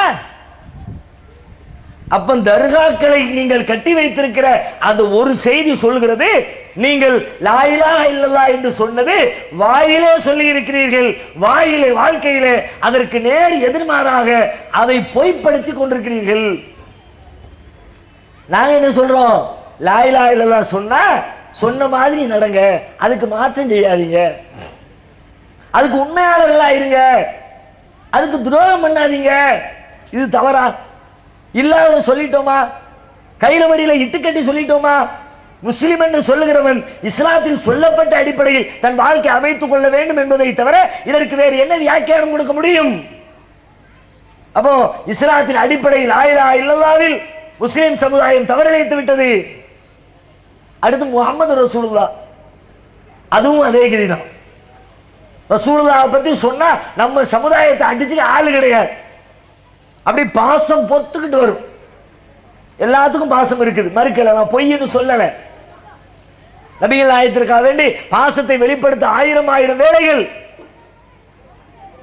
ரசூலுல்லாஹ் பிறந்த நாள் விழா கொண்டாடிட்டா ரசூலுல்லாஹ் மேல பாசம் வச்சிருக்கிறோம். ரசூலுல்லாஹ்வுக்கு மௌலூது படிச்சுட்டா ரசூலுல்லாஹ்வுக்கு பாசம் வச்சிருக்கிறோம். இப்படி நபிகள் நாயகத்தின் மீது பாசம் என்ற பெயரால் ஏராளமான காரியங்களை செய்து கொண்டிருக்கிறோம். முஹம்மது ரசூலுல்லாஹ் முதல்ல என்ன அர்த்தம்? முஹம்மது நபி அவர்கள் அல்லாஹ்வுடைய தூதராக இருக்கிறார்கள். தூதர்னா என்ன? அவங்க எப்படி வாழ்ந்தார்களோ அது மாதிரி நானும் வாழ்வேன். நான் எப்படி வாழ வேண்டும் என்பதை சொல்லித் தருவதற்காகத்தான் அல்லாஹ் ரப்புல் ஆலமீன் நபிகள் நாயகம் ஸல்லல்லாஹு அலைஹி வஸல்லம் அவர்களை இந்த உலகத்திற்கு அனுப்பி இருக்கிறான். அதுதானே முஹம்மது ரசூலுல்லாஹ்வுக்கு அர்த்தம். நான் எப்படி தொழுகணும், நான் எப்படி நோன்பு இருக்க வேண்டும், நான் எப்படி திருமணம் செய்ய வேண்டும், என் வீட்டிலே மரணம் ஏற்பட்டு விட்டால் அதை எவ்வாறு அடக்கம் செய்ய வேண்டும், என்னுடைய வியாபாரத்தை எவ்வாறு அமைத்துக் கொள்ள வேண்டும், என்னுடைய குடும்ப வாழ்க்கையை எவ்வாறு நான் சீர் செய்து கொள்ள வேண்டும் என்பன போன்ற என்னுடைய வாழ்க்கையில நான் சந்திக்கிற அனைத்து பிரச்சனைகளையும் நபிகள் நாயகம் காட்டி தந்த அடிப்படையில் நான் செய்து கொள்வேன். இதுதான் முஹம்மது ரசூலுல்லாஹ்வுக்கு அர்த்தங்க. இது மாதிரி நம்ம நடக்கிறோமா? நம்முடைய வாழ்க்கையில நபிகள் எல்லா விஷயத்திற்கும் முன்மாதிரியாக முன்னோடியாக அல்லாஹ்வுடைய தூதரை தான் நிறுத்தி இருக்கிறோமா? ஒவ்வொருத்தர் நெஞ்சில கை வச்சு கேளுங்க. இஸ்லாத்துல எத்தனையோ செய்திகள் சொல்லப்பட்டிருக்கிறது. அதுல முதலிடத்தில் வைப்பதாக இருந்தால் அல்லாஹ்வுக்கு செய்ய வேண்டிய வழிபாடுகள், தொழுகை, நோன்பு மாதிரியான வழிபாடுகள். இந்த வழிபாடுகளை எல்லாம் யார் சொல்லி தந்த அடிப்படையில் இன்றைக்கு முஸ்லிம் சமுதாயம் செய்து கொண்டிருக்கிறது. வழிபாடுகளுக்கு அளவுகள் என்ன? யாரை ஃபாலோ பண்ணி தொழுவுறீங்க? நீங்க ஏன் இப்படி தொழுவுறீங்க கேட்டா சொல்லுவாங்க, எங்க இமாம் அப்படித்தான் சொன்னாங்க, நான் ஹனஃபி மதுஹப், நான் ஷாஃபி மதுஹப், நான் ஹம்பலி மதுஹப், நான் மாலிக் மதுஹப், எங்க மதுஹப்ல இப்படித்தான் சொல்லித் தரப்பட்டிருக்கிறது, அதனால தான் நான் இப்படி செய்கிறேன். மதுஹபை பின்பற்றி விட்டு நபிகள் நாயகத்தை ரசூலுல்லாஹ் என்று எப்படி நாக்கூசாமல் சொல்லுகிறீர்கள்? ரசூலுல்லாஹ் முஹம்மது நபி என்று சொன்னால் அவர்கள் எப்படி தொழுதார்களோ அப்படித்தான் நானும் தொழுவேன். அதுல ஒரு முஸ்லிம் சொல்லி இருக்க வேண்டும். நம்முடைய தொழுகையெல்லாம் எப்படி வச்சிருக்கிறோம்? வழிபாடுகளை எல்லாம் மதுஹப் அடிப்படையில் செய்து செய்து நம்முடைய இபாதத்துகளை எல்லாம் கெடுத்து குட்டிச்சுவராக்கி வைத்திருக்கிறோம். ரசூலுல்லாஹ் காட்டி தந்த அடிப்படையில் எல்லா தொழுகையும் இருக்கிறதா? வருஷத்துக்கு ஒருக்க நடக்கக்கூடிய பெருநாள் தொழுகை எடுத்துக்கங்க. பெருநாள் தொழுகையில நபிகள் நாயகம் எப்படி தொழ வேண்டும் என்று சொன்னார்கள்? டெய்லி தொழாதவர்கள் கூட, வார ஜும்மால தொழாதவர்கள் கூட வருஷத்துல ஒரு நாள் பள்ளியாசல்ல வந்து அட்டெண்டன்ஸ்ல கையெழுத்து போட்டு போறதுக்காண்டியே வருவான். நம்மளும் பாய்தான்ப்பா, மறந்துடாதீங்க, தூத்து வந்துச்சுன்னா அடக்கம் பண்ணணும், தூக்கிட்டு சந்துக்கு தரணும்ல, சுடுகாடுக்கு தூக்கிட்டு போயிடாதீங்க அப்படின்னு கன்ஃபார்ம் பண்றதுக்காக வருஷத்துல ஒரு தடவை ஹஜ் பெருநாளைக்கோ அல்லது நோன்பு பெருநாளைக்காவது பள்ளியாச பக்கம் எட்டி பார்க்கிற ஆட்கள் இருக்குல்ல. இப்படி முஸ்லிம் சமுதாயம் வருஷத்துல ஒரு தடவை செய்யக்கூடிய வழிபாட்டையாவது அல்லாஹ்வுடைய தூதர் காட்டி தந்த அடிப்படையில் நம்முடைய சமுதாயம் செயல்படுத்துகிறதா? ரசூலுல்லாஹ் எங்க தொழுதாங்க? பெருநாள் தொழுகையை திடலிலே வைத்தார்கள். பெரும்பாலான ஊர்களில் இதை பார்க்கவே முடியல. தமிழ்நாட்டில் இருக்கிற 90% முஸ்லிம்களுடைய பெருநாள் தொழுகை பள்ளிவாசலுக்குள்ளே நடக்கிறது. பள்ளிவாசல்ல நடக்கிறது சிறந்தது என்றால் உலகத்திலேயே ரொம்ப பெரிய சிறப்புக்குரிய பள்ளிவாசல்கள் 3 பள்ளிவாசல். ஒரு மனுஷன் பயணப்பட்டு போறதா இருந்தா, நன்மை எதிர்பார்த்து பயணம் செய்வதாக இருந்தால் இந்த 3 பள்ளிவாசலை தவிர வேற எதுக்கும் பயணம் செய்யாதீங்க, நன்மைக்காக. ரசூலுல்லாஹ் சொன்னாங்க. ஒன்னு காபத்துல்லாஹ், இன்னொரு ரசூலுல்லாஹ்வுடைய மஸ்ஜிது நபவி, மூன்றாவதாக பைத்துல் முகத்தஸ். அப்படிப்பட்ட 3 பள்ளிவாசல்கள்ல இரண்டாவது இடத்தை பெறுகிற பள்ளிவாசல் மஸ்ஜிது நபவி. மஸ்ஜிது நபவியை பக்கத்தில் வச்சிருக்கிறாங்க ரசூலுல்லாஹ். மற்ற பள்ளிவாசல்ல தொழுதா ஒரு நன்மை என்றால் மஸ்ஜிது நபவியிலே தொழுதால் 1000 நன்மை. 1000 மடங்கு நன்மை தரக்கூடிய பள்ளிவாசலை பக்கத்திலே வைத்துக் கொண்டு பெருநாள் தொழுகை வந்துச்சுன்னா ரசூலுல்லாஹ் மஸ்ஜிது நபவியில தொழ மாட்டாங்க, நேரா திடலுக்கு போயிடுவாங்க. அப்ப ரசூல் ஸல்லல்லாஹு அலைஹி வஸல்லம் அதை விட சிறந்ததாக திடலை தேர்வு செய்திருக்கிறார்கள் என்றால் என்ன காரணம்? பெண்கள்லாம் வர வேண்டும், பெருநாள் தினத்தினுடைய சந்தோஷத்தை அனுபவிக்க வேண்டும். பள்ளிவாசலுக்கு எல்லா பெண்களும் வர இயலுமா? மாதவிடாய் கால பெண்கள் இருப்பாங்க, பள்ளிக்கு வர முடியாது, தடுக்கப்பட்டுருவாங்க. பெருநாள் அன்னைக்கு அவங்க அந்த கூட்டத்தை பார்க்கலாட்டி நல்லா இருக்காது. ஏன்னா மனுஷனுடைய சந்தோஷத்தை பகிர்ந்து கொள்வதற்கு ஆட்கள் வேணும். புதுசாக ட்ரெஸ் எடுக்கணும்னு வச்சுக்கோமே, பெருநாள் அன்னைக்கு ட்ரெஸ் எடுத்தாச்சு, ட்ரெஸ் எடுத்து யாருக்குமே தெரியாம அவன் மட்டுமே போட்டு பார்த்துட்டு வீட்டுக்குள்ள கழட்டி வச்சுட்டாங்கன்னு வச்சுக்குவோம், அதுக்கு அவன் ட்ரெஸ்ஸே எடுக்காம இருந்துருவான். எல்லாரும் ட்ரெஸ் எடுக்கிறதுக்கு எதுக்கு நினைச்சுக்கிட்டே? அவங்க போட்டு அழகு பார்க்கறதுக்கா? அது 10% தான். 90% என்னன்னா அதை பார்த்து மற்றவன் சொல்லணும், ஏ சூப்பரா இருக்கப்பா, எந்த ஜவுளி கடையில் எடுத்த? ஆம்பளைக்கே இந்த பஞ்சாயத்துனா பொம்பளைக்கு கேட்கவே தேவையில்லை. போய் ஒரு சுத்து பீத்தலன்னு வச்சுக்குவோம், அதை காட்டிக்கிட்டு எங்க எடுத்த? 8000 ரூபா வெளிநாட்டுல கொண்டு வந்தாரு மாப்பிள்ள, இப்படி எல்லாம் சொல்லலாட்டி மண்டையை வெடிச்சிரும். ரசூலுல்லாஹ் பார்த்தாங்க, பெருநாள் அன்னைக்கு வீட்டுக்குள்ள பூட்டி வச்சுக்கிட்டு இருந்தா என்னத்துக்கு ஆகிறது? எல்லாம் திடலுக்கு வரட்டும், தொழ முடியாமல் தடுக்கப்படுகிற பெண்கள் கூட திடலில் வந்து அமர்ந்திருக்கட்டும், பெண்களும் பங்கேற்க வேண்டும், பெருநாள் சந்தோஷத்தை அனுபவிக்க வேண்டும் என்று நபிகள் நாயகம் செய்து கொடுத்த ஏற்பாட்டை இன்றைக்கு எத்தனை மஹல்லாக்களிலே, எத்தனை ஜமாத்துகளிலே கடைபிடிக்கிறார்கள். அரிதிலும் அரிதாகத்தான் காண முடிகிறது. பெருநாள் ரசூலுல்லாஹ் காட்டி தந்த அடிப்படையில் அந்த தொழுகை இருக்கிறதா? ரசூலுல்லாஹ் எத்தனை தக்பீர் சொல்ல சொன்னாங்க? இன்னைக்கு எத்தனை தக்பீர் சொல்லிக் கொண்டிருக்கிறார்கள்? நபிகள் நாயகம் காட்டி தந்த அடிப்படையில் பெருநாள் தொழுகை இல்லை. ஒரு ஜும்மா தொழுகையாவது நபி அவர்கள் காட்டி தந்த அடிப்படையில் இருக்கிறதா? ஜும்மா என்பது நம்முடைய சமுதாயத்துக்கு கிடைத்த ஒரு அற்புதமான ஒரு வரப்பிரசாதம்னு சொல்லலாம். சமுதாயத்தை தட்டி எழுப்புவதற்கு, மக்கள் கோரிக்கையை வென்றெடுப்பதற்கு இன்னைக்கு இந்தியாவில் எத்தனையோ போராட்டங்களை முன்னெடுத்து செல்கிறோம். இடஒதுக்கீடு கோரிக்கைன்னு பல கோரிக்கைகளை அரசாங்கத்திடத்தில் முன்வைத்துக் கொண்டிருக்கிறோம். நம்முடைய முன்னோர்கள் மாத்திரம் இந்த ஜும்மாவை சரியான முறையில் பயன்படுத்தி இருந்தால் நம்முடைய கோரிக்கைகளை என்றைக்கோ வென்றெடுத்திருக்கலாம். ஒவ்வொரு வாரமும் வெள்ளிக்கிழமையில ஏதாவது சொல்லு, நான் வந்து கேட்கிறேன் என்று நம்முடைய சமுதாயம் அரை மணி நேரம் 1 மணி நேரத்தை அந்த ஆலயங்களுக்கு முன்னால் கொண்டு வந்து கொடுக்கிறார்கள். ஒரு கூட்டத்தில் 1000 பேரை கூட்டி வச்சு ஒரு செய்தியை சொல்லணும்னா அவ்வளவு மெனக்கிட வேண்டியது இருக்கிறது. ஒரு மாசம் உழைக்க வேண்டியது இருக்கிறது. மைக் செட்டுக்கு செலவு பண்ணணும், டியூப் லைட்டுக்கு செலவு பண்ணணும், சேருக்கு செலவு பண்ணணும், விளம்பரத்துக்கு செலவு பண்ணணும், வாகனத்துக்கு செலவு பண்ணணும், 1008 செலவு பண்ணி போலீஸ் பிரச்சனையை சந்திச்சு, ஊர்காரங்க பிரச்சனைகளை எல்லாம் சந்திச்சு ஒரு 1000 பேரை கூட்டி வைத்து ஒரு தகவலை சொல்வதற்கு அரும்பாடுபட வேண்டியது இருக்கிறது. ஆனால் அதுவே 1000 பேரும் ஒவ்வொரு வாரமும் வெள்ளிக்கிழமையில் ஆளுங்களுக்கு முன்னால் மார்க்கத்தை பற்றி ஏதாவது சொல் என்று காது கொடுத்து காத்து கிடக்கிறார்களே, அந்த தேவையை சரியான முறையில் நம்முடைய சமுதாயம் பூர்த்தி செய்திருக்கிறதா? ஏதோ முன்னோர்கள் செய்து வைத்த வழி வழியாக நாங்களும் செய்கிறோம், எங்க மதுஹப் இமாம் செஞ்சாங்க நாங்களும் செய்கிறோம்.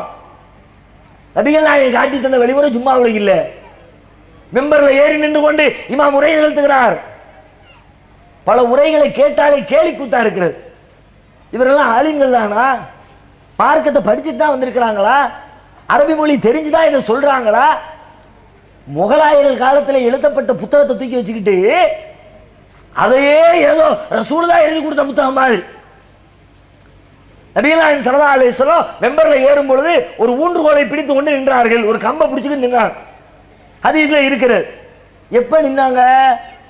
அவர்கள் தள்ளாத வயதை அடைந்த பொழுது, அவர்களுடைய கடைசி காலத்துல மேல நின்று கொண்டு பிடித்து கொண்டு நிற்பதற்காக வேண்டி ஒரு கம்பை பிடிச்சுக்கிட்டு நின்னாங்க. ஹதீஸ்ல வருகிறது. ஆரம்பத்தில் ரசூலுல்லாஹ் அப்படி நிற்கவே இல்லை, சாதாரணமாக ஏறுவாங்க. ஆரம்பத்தில் மெம்பருக்கு படியெல்லாம் கிடையாது, ஒரு பெரிய பேரிச்சம்பரத்தினுடைய அடிபாகம் தான். அப்படி ஒரு காலை தூக்கி வச்சு ஜம்ப் பண்ணி ஏறிவாங்க ரசூலுல்லாஹ். பின்னாடி வயது முதிர்ந்த பருவத்தில் காலை தூக்கி வச்சு ஏற முடியாமல் சிரமப்பட்ட நேரத்தில் ஒரு 2 படியை செஞ்சு வச்சு அதில் ஸ்டெப் பை ஸ்டெப்பாக காலை தூக்கி வச்சு அதுக்கு பிறகு படியில் ஏறுவாங்க. பிடித்து கொள்வதற்கு ஒரு கம்பை தூக்கி வச்சுக்குவாங்க. இன்னைக்கு 30 வயசு ஒரு வாலிபர் மெம்பர்ல நின்றுக்கிட்டு உரை நிகழ்த்துறோம்னு சொல்லிட்டு கம்பை வச்சு நிற்கிறார். சரி, வைக்கிற கம்பையாவது ரசூலுல்லாஹ் பிடிச்ச மாதிரி பிடிச்சிக்கிட்டு நிற்கிறாரா? அதை தூக்கி தோல்ல சாய்ச்சி விட்டுட்டு ஏதோ சடங்குக்கு சம்பிரதாயத்துக்கு தோல்ல கம்பு கிடக்குது, இவர் புக்கை பிடிக்கணுமே, புக்கை பிடிச்சிக்கிட்டு சரி புக்கை பிடிச்சிட்டு என்ன படிக்கிறாரு?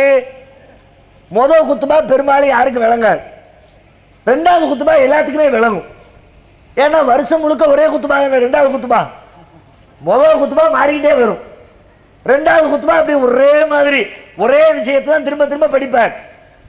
அதில் சில சஹாபாக்களுக்கு துவா செய்வார். அபூபக்கர் சித்திக்கு, உமர் ரலியல்லாஹு அன்ஹு, உஸ்மான் ரலியல்லாஹு அன்ஹு, அலி ரலியல்லாஹு அன்ஹு அப்படியே சொல்லிட்டு வந்து எல்லாம் பின்னாடி உட்கார்ந்துருக்க மக்கள் எல்லாம் ஆமீன் போட்டே வருவான். அந்த துவா போய்கிட்டே இருக்கும். ஒரு இடத்துல ஓதுவார். இந்த வாரம் ஜும்மாவில் வேணா நீங்கள் கவனிச்சு பாருங்க. அல்லாஹும்ம அய்யிதி சுல்தான ஹாதா ஸமான், ஆமீன். எல்லாரும் ஆமீன் போட்டான். என்ன அர்த்தம் தெரியுமா? யா அல்லாஹ், இந்த காலத்தில் இருக்கிற ஆட்சியாளருடைய கரங்களை நீ வலுப்படுத்துவாயாக. முகலாய மன்னர்கள் அவங்களுடைய ஆட்சிக்காக துவா செய்யுமாறு எழுதி கொடுத்த புத்தகத்தை பிஜேபி கவர்மெண்ட், மன்மோகன் சிங் கவர்மெண்ட், நரேந்திர மோடி கவர்மெண்ட் அங்க உட்கார்ந்துக்கிட்டு அல்லாஹும்ம அய்யிதி சுல்தான ஹாதா ஸமான், இறைவா இந்த காலத்து ஆட்சியாளருடைய கரத்தை வலுப்படுத்துவாயாக. எதுக்கு வலுப்படுத்த? பாபர் மசீதி இடிச்சாரு, அது மாதிரி போய் திரும்ப ஒரு இடிக்கட்டும். இடஒதுக்கீடு பறிச்சாரு, அது மாதிரி பறிக்கட்டும். 3000 பேரை கொண்டு குவிச்சார் நரேந்திர மோடி, அது மாதிரி கொண்டு குவிக்கட்டும்.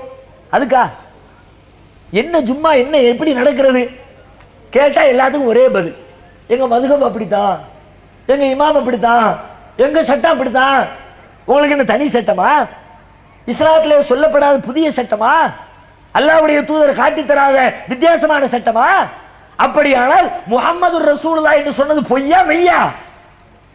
அல்லாஹ்வுடைய தூதர் தான் முஹம்மது நபி அவர்கள் தான் அல்லாஹ்வுடைய தூதர் என்று ஒத்துக்கொண்டீர் என்றால் அவர்கள் காட்டிய அடிப்படையில் தொழ வேண்டுமா? உங்களுடைய மதுஹப் இமாம்கள் காட்டிய அடிப்படையில்? இன்னும் பல பள்ளிவாசலில் பார்த்தால் பள்ளிவாசலில் போர்டே மாட்டி வச்சுக்கிட்டு 4 மதுஹப்களை பின்பற்றாதவர்கள் இந்த பள்ளியில் தொழுவதற்கு அனுமதி கிடையாது. நான் கேட்கிறேன், இந்த மதுஹபை ஃபாலோ பண்ணணுங்கிறீங்களா? மதுஹப்னா என்ன தெரியுமா? மதுஹபை தூக்கி பிடிக்கிற ஒவ்வொரு ஆளுமையும் பார்த்து கேட்கிறேன். அதற்கு வக்காலத்து வாங்கக்கூடிய பள்ளி நிர்வாகத்தை கேட்கிறேன். அதை ஏற்றுக்கொண்டு அவர்கள் பின்னால் செம்மறியாட்டு கூட்டங்களை போன்று நடைபோட்டுக் கொண்டிருக்கிற பொதுமக்களை பார்த்து கேட்கிறேன், மதுஹப்னா என்ன? மதுஹப் சட்டம் எப்படி உருவாச்சு? மதுஹப் என்ற வார்த்தைக்கு என்ன அர்த்தம் தெரியுமா? ஹதீஸ்ல இருந்து பதில் சொல்றதா இருந்தா மதுஹப்னா கக்கூசுன்னு அர்த்தம். ஹதீஸ்ல அப்படித்தான் வருது. அபூதாவுது ஹதீஸுக்கு புத்தகத்தை எடுத்து பார்த்தீங்கன்னா முதல் ஹதீஸ் உள்ள போய் தேடலாம் தேவையில்லை. அப்படி ஃபர்ஸ்ட் பேஜ் திறந்த உடனே முதல்ல வரக்கூடிய ஹதீஸ், இதா அராதல் மதுஹப, நபி ஸல்லல்லாஹு அலைஹி வஸல்லம் அவர்கள் இதா அராதல் மதுஹப அபஅத, மதுஹபுக்கு செல்ல நாடினால் தூரமாக சென்று விடுவார்கள். 1க்கு 2க்கு போகணும்னா ஒதுக்குப்புறமா போயிடுவாங்கன்னு அர்த்தம். ஹதீஸ்ல இருந்து அர்த்தம் சொல்றதா இருந்தா மதுஹப்னா கக்கூசுன்னு அர்த்தம். இன்னைக்கு இவங்கள்ட்ட அர்த்தம் கேட்டா கருத்து, சிந்தனை. சரி வச்சுக்குவோம், சிந்தனை. யாருடைய சிந்தனை? ஹனவி மதுஹப்னா ஹனவி இமாமுடைய சிந்தனைமா. நெசமா ஹனவி மதுஹபை பின்பற்றக்கூடியவர்கள் ஹனவி இமாமுடைய சிந்தனையா பின்பற்றுகிறார்கள்? கிடையவே கிடையாது. ஒரு சவாலாகவே முன்வைக்கிறேன். யார் வேண்டுமானாலும் ஏற்றுக்கொள்ளலாம், எந்த ஆலிமும் இதற்கு பதிலளிக்கலாம். அப்படி பதிலளிக்க தயார் என்று சொன்னால் மேடையிலே நின்று அவர்களை எதிர்கொள்ள நாங்கள் தயார். என்ன சவாலு? நீங்க எழுதி வச்சிருக்கிற இந்த புத்தகங்களுக்கும் அந்த இமாமுக்கும் கடுகளவிற்கு கூட சம்பந்தம் கிடையாது. இந்த மதுஹப் மதரசாக்கு போங்க, பெரிய பெரிய மதரசாக்கள் ஆலிம்களை உருவாக்குவாங்கல்ல, அன்வார் உலூம் போங்க, மன்பூ சலா போங்க, ஜாமியா அல்தாஃப் ரப்பானியா போங்க, இப்படி நிறைய மதரசாக்கள் இருக்குது. மதரசாவில் 7 வருஷம் படிச்சு கொடுப்பாங்களா? முதல் 3 வருஷத்துக்கு மதுஹப் சட்டங்கள் இருக்காது. 4வது வருஷத்துல தான் ஸ்டார்ட் ஆகும். 4ல இருந்து 7 வரைக்கும் மதுஹப் புக்கை கற்றுக் கொடுப்பாங்க. மதுஹப் பாடத்தில் வச்சிருக்கிறாங்க புக்கு. என்ன புக்கு வச்சிருக்கிறாங்க? உதாரணமா ஹனவி மதுஹப் எடுத்துக்கொண்டால் நூருல் இலாஹ் இது ஒரு புத்தகம், ஹனவி மதுஹப் புத்தகம். கன்சு தகாயிக் இது ஒரு புத்தகம். ஹிதாயா இது ஒரு புத்தகம். குதூரி அது ஒரு புத்தகம். துர்ருல் முக்தார் அது ஒரு புத்தகம். ஃபத்தாவா ஆலம்கீர் இது ஒரு புத்தகம். இதுவெல்லாம் என்ன புத்தகம்? ஹனவி மதுஹபுடைய சட்ட நூல்கள், ஹனவி மதுஹபை கற்றுத்தரக்கூடிய பாட நூல்கள். இந்த புக்கெல்லாம் எப்ப எழுதப்பட்டது? புரட்டுனா ஹிஜ்ரி 600, ஹிஜ்ரி 700, ஹிஜ்ரி 900, ஹிஜ்ரி 1200, ஹிஜ்ரி 1300. எது? ஹனவி மதுஹபுடைய சட்ட நூல்களாக மதரசாக்களில் கற்றுத்தரப்படுகிற நூல்கள் எழுதப்பட்டது எப்பொழுது என்று சொன்னால் நபிகள் நாயகம் மரணித்து 800 ஆண்டுகளுக்கு பிறகு, 900 ஆண்டுகளுக்கு பிறகு, 1000 ஆண்டுகளுக்கு பிறகு, 1200 ஆண்டுகளுக்கு பிறகு எழுதப்பட்டிருக்கிறது. இந்த மதுஹபுடைய இமாம் எப்ப வாழ்ந்தாரு? அபூ ஹனீஃபா பேரால தானே இந்த மதுஹப் இருக்கிறது. அபூ ஹனீஃபா இமாம் வாழ்ந்த ஆண்டு எது? ஹிஜ்ரி 80ல பிறந்தாங்க, ஹிஜ்ரி 150ல மூத்தாயிட்டாங்க. அவரு ஹிஜ்ரி 150ல மூத்து. அவர் மரணமாகி 1000 வருடம், 900 வருடம், 800 வருடத்திற்கு பிறகு எழுதப்பட்ட ஒரு புத்தகம் எப்படி அவர் எழுதிய புத்தகம் ஆகும்? அவருடைய கருத்தாக எப்படி ஆகும்? அவர் இதைத்தான் சொன்னாருன்னு 1000 வருஷத்துக்கு பின்னாடி இருந்த உனக்கு எப்படி தெரிஞ்சிச்சு? சொல்லி பார்க்கலாம். என்ன நடந்ததுன்னா, அபூ ஹனீஃபா இமாமுக்கு ஒரு நல்ல பேர் இருக்கிறது. பின்னாடி உள்ள சில பேர் பார்க்குறாங்க, குறிப்பாக யூதர்கள், இஸ்லாத்தை அழிக்க நினைத்த யூதர்கள் அபூ ஹனீஃபா இமாமுடைய பெயரை பயன்படுத்தி நாம இஸ்லாத்திற்குள்ள குழப்பத்தை விளைவிக்கணும், நம்முடைய கருத்தாக சொன்னால் மக்கள் ஏற்றுக்க மாட்டாங்க, இப்படிதான் அபூ ஹனீஃபா சொன்னாரு, இப்படித்தான் ஷாஃபி சொன்னாங்க, இப்படித்தான் ஹம்பலி சொன்னாங்க என்ற அந்த இமாம்களுடைய பெயர்ல தூக்கி போட்டுட்டா மக்கள் எல்லாம் ஏற்றுக்கொள்வார்கள். அந்த மக்கள், அந்த அறிஞர் பெருமக்களுக்கு மேல மக்களுக்கு பெரிய மரியாதை இருக்கிறது என்று சொல்லி இஸ்லாத்தை அழிக்க நினைத்த யூதர்கள் எழுதி வைத்த புத்தகங்களுடைய தொகுப்பு தான் இந்த ஹனஃபி ஷாஃபி மதுஹபுடைய பெயரால் மதரசாக்களில் படித்துக் கொடுக்கிற பாட புத்தகங்களை தவிர அந்த இமாம்களுக்கும் இந்த புத்தகங்களுக்கும் கடுகளவிற்கு கூட சம்பந்தம் கிடையாது. இன்னும் தெளிவாக சொல்வதாக இருந்தால், அந்த புத்தகத்தை படிச்சாலே விளங்கும், இந்த புக்கை அபூ ஹனீஃபா இமாம் எழுதியிருப்பாங்களா, இப்படி ஒரு கருத்தை ஷாஃபி இமாம் சொல்லி இருப்பாங்களா?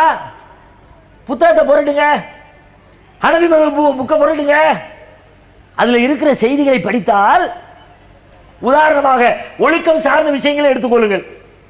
இஸ்லாத்தில் ஒழுக்கத்துக்கு எவ்வளவு முக்கியத்துவம் கொடுக்கப்பட்டிருக்கிற எல்லாருக்கும் தெரியும். விபச்சாரம் செய்யக்கூடாது, விபச்சாரத்தினுடைய அடிப்படை பார்வை தான், பார்வையை ஒரு மனுஷன் பேணிக்கொள்ள வேண்டும். வலா தக்ரபு ஸினா குர்ஆன் சொல்கிறது, விபச்சாரத்தின் அருகில் கூட நீங்கள் நெருங்கி விடாதீர்கள். விபச்சாரம் செய்யாதீர்கள் என்று சொல்வதை விட விபச்சாரத்தின் பக்கத்தில் கூட போயிடாதப்பா, உன்னை அதன்பால் தள்ளிவிடக்கூடிய எந்த காரியத்தையும் நீ செஞ்சிடாத, அப்படி ரொம்ப கடுமையாக சொல்லி தரப்பட்டிருக்கிற மார்க்கம் இஸ்லாம். ஆனா ஹனஃபி மதுஹபுடைய நூல் என்ன சொல்லுது தெரியுமா? ஹிதாயாவை புரட்டுனா ஹிதாயா வழி சொல்லி தருகிறது. தவறு செய்ய நினைக்கிறவர்களுக்கு, காம பிசாசுகளுக்கு, அந்நிய பெண்களை அபகரிக்க வேண்டும் என்று விரும்பக்கூடிய கொடூரர்களுக்கு ஹனஃபி மதுஹப் சட்ட புத்தகம் ஒரு நல்ல பாதுகாப்பு. ஒருத்தன் தப்பு செய்ய நினைக்கிறான், அவர் தப்பு செஞ்சா அடி விழுமே, கசையடி கொடுப்பாங்களே, மரண தண்டனை கொடுத்து காலி பண்ணி விடுவாங்களே அப்படின்னு ஒருத்தர் பயப்படுறாரா? ஹனஃபி இமாம் சொல்றாரு, ஒன்றும் பயப்படாதப்பா, நான் உனக்கு வழி சொல்லி தர்றேன், நான் போற ரூட்ல போ, எந்த தண்டனையும் இல்லாமல் நீ தப்பித்துக் கொள்ளலாம். என்ன ரூட்டு? ஹிதாயா பேசுகிறது. லா ஹத்த பிஸ்ஸினாய் லில் முஸ்தாஜரத்தில் லஹு, ஒருவனுக்கு தண்டனை கிடையாது. யாருக்கு? விபச்சாரம் செய்வதற்காக முறைப்படி காசு கொடுத்து விட்டு எவன் விபச்சாரம் செய்தானோ அவனுக்கு இஸ்லாமிய சட்ட மரபில் எந்த தண்டனையும் கிடையாது. யாருக்கு தண்டனை கொடுக்கணுமா? ஓசியில செஞ்சாதான் தண்டனையா. பாம்பேக்கு போ, டெல்லிக்கு போ, 500 1000 கையில எவ்வளவு இருக்குதோ கொடுத்து விட்டு பண்ணு, சும்மா பண்ணிடாத. கேட்ட உடனே நம்மளால ஏத்துக்க முடியுதா? இது எப்படி இஸ்லாம் சொல்லும்? அல்லாஹ் எப்படி இதை சொல்லுவான்? அல்லாஹ்வுடைய தூதர் எப்படி சொல்லுவாங்க? ஒழுக்கத்தை பத்தி இஸ்லாம் எவ்வளவு சொல்லி இருக்கிறது? நபிகள் நாயகத்தினுடைய கரங்கள் அந்நிய பெண்களின் மீது எதேச்சையாக கூட பட்டதில்லை. அப்படிப்பட்ட ஒரு ஒழுக்க வாழ்வு வாழ்ந்த அல்லாஹ்வுடைய தூதர் இப்படிப்பட்ட ஒரு அயோக்கியத்தனமான ஒரு வாதத்தை உலகத்திற்கு கற்றுத் தருவார்களா? குடும்ப வாழ்க்கையை சீரழித்து சின்னாபின்னமாக்குகிற ஒரு வழிமுறையினை உலகத்திற்கு சொல்லித் தருவார்களா? கண்டிப்பாக அல்லாஹ்வுடைய தூதர் இந்த சட்டத்தை சொல்லல. மதுஹப் சொல்லுத எப்படி? அதுக்கு அவரே விளக்கம் கொடுக்கிறார். அந்த இமாமே பின்னாடி இதுக்கு விளக்குறார். ஏன் தெரியுமா? ஒருத்தர் திருமணம் முடிக்கிறார், கல்யாணம் முடிச்சு ஒரு பெண்ணோட குடும்ப வாழ்க்கை ஈடுபட்டா தண்டனை கொடுப்போமா? கொடுக்க மாட்டோம். ஏன் கொடுக்க மாட்டோம்? கல்யாணம் முடிச்சுட்டாங்கள, கல்யாணம்னா என்ன, மகர் கொடுத்தாங்கள, மகர் கொடுத்து குடும்ப வாழ்க்கையில் ஈடுபட்டா தண்டனை கிடையாதுன்னா மகர்னா என்ன காசு தானே, இந்த பிள்ளைக்கும் காசு கொடுத்தாச்சு, ரெண்டும் கணக்கு டேலி ஆயிடுச்சு. எவ்வளவு பெரிய ஆராய்ச்சி பாருங்க. கற்ற பொண்டாட்டிக்கு காசு கொடுக்கல, உனக்கு தண்டனை இல்லைல்ல, அப்ப காசு கொடுத்தா தண்டனை கிடையாது. இது இஸ்லாமா? இது மார்க்கமா? இதை தூக்கி பிடிக்கிற ஒவ்வொரு மதுகபுக்காரங்களையும் பார்த்து கேட்கிறேன், இதை நீங்க ஆதரிப்பீங்களா? உங்க குடும்பத்தை ஏத்துக்குவீங்களா? உங்க பையன் மேல வழக்கு புகார், சபையில விசாரிக்கிறாங்க, தப்பு பண்ணி விட்டான், நீங்க தில்லா வந்து பேசணும். ஹனபி மதுஹபுடைய தந்தையாக இருந்தால் என்ன செய்யணும்?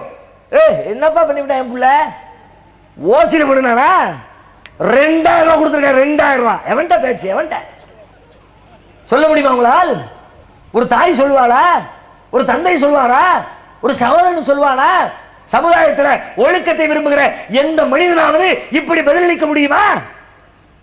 முடியாது என்று சொன்னால் இந்த குப்பையை தூக்கி என் தலையில வச்சிருக்கிறீங்க, தூக்கி கடாசுங்க. இதுக்கு எங்களுக்கு சம்பந்தம் இல்லை. நான் ஏதோ கையில மடியில் இருந்து சொல்லல, போற போக்கில் விட்டுட்டு அடிக்கல.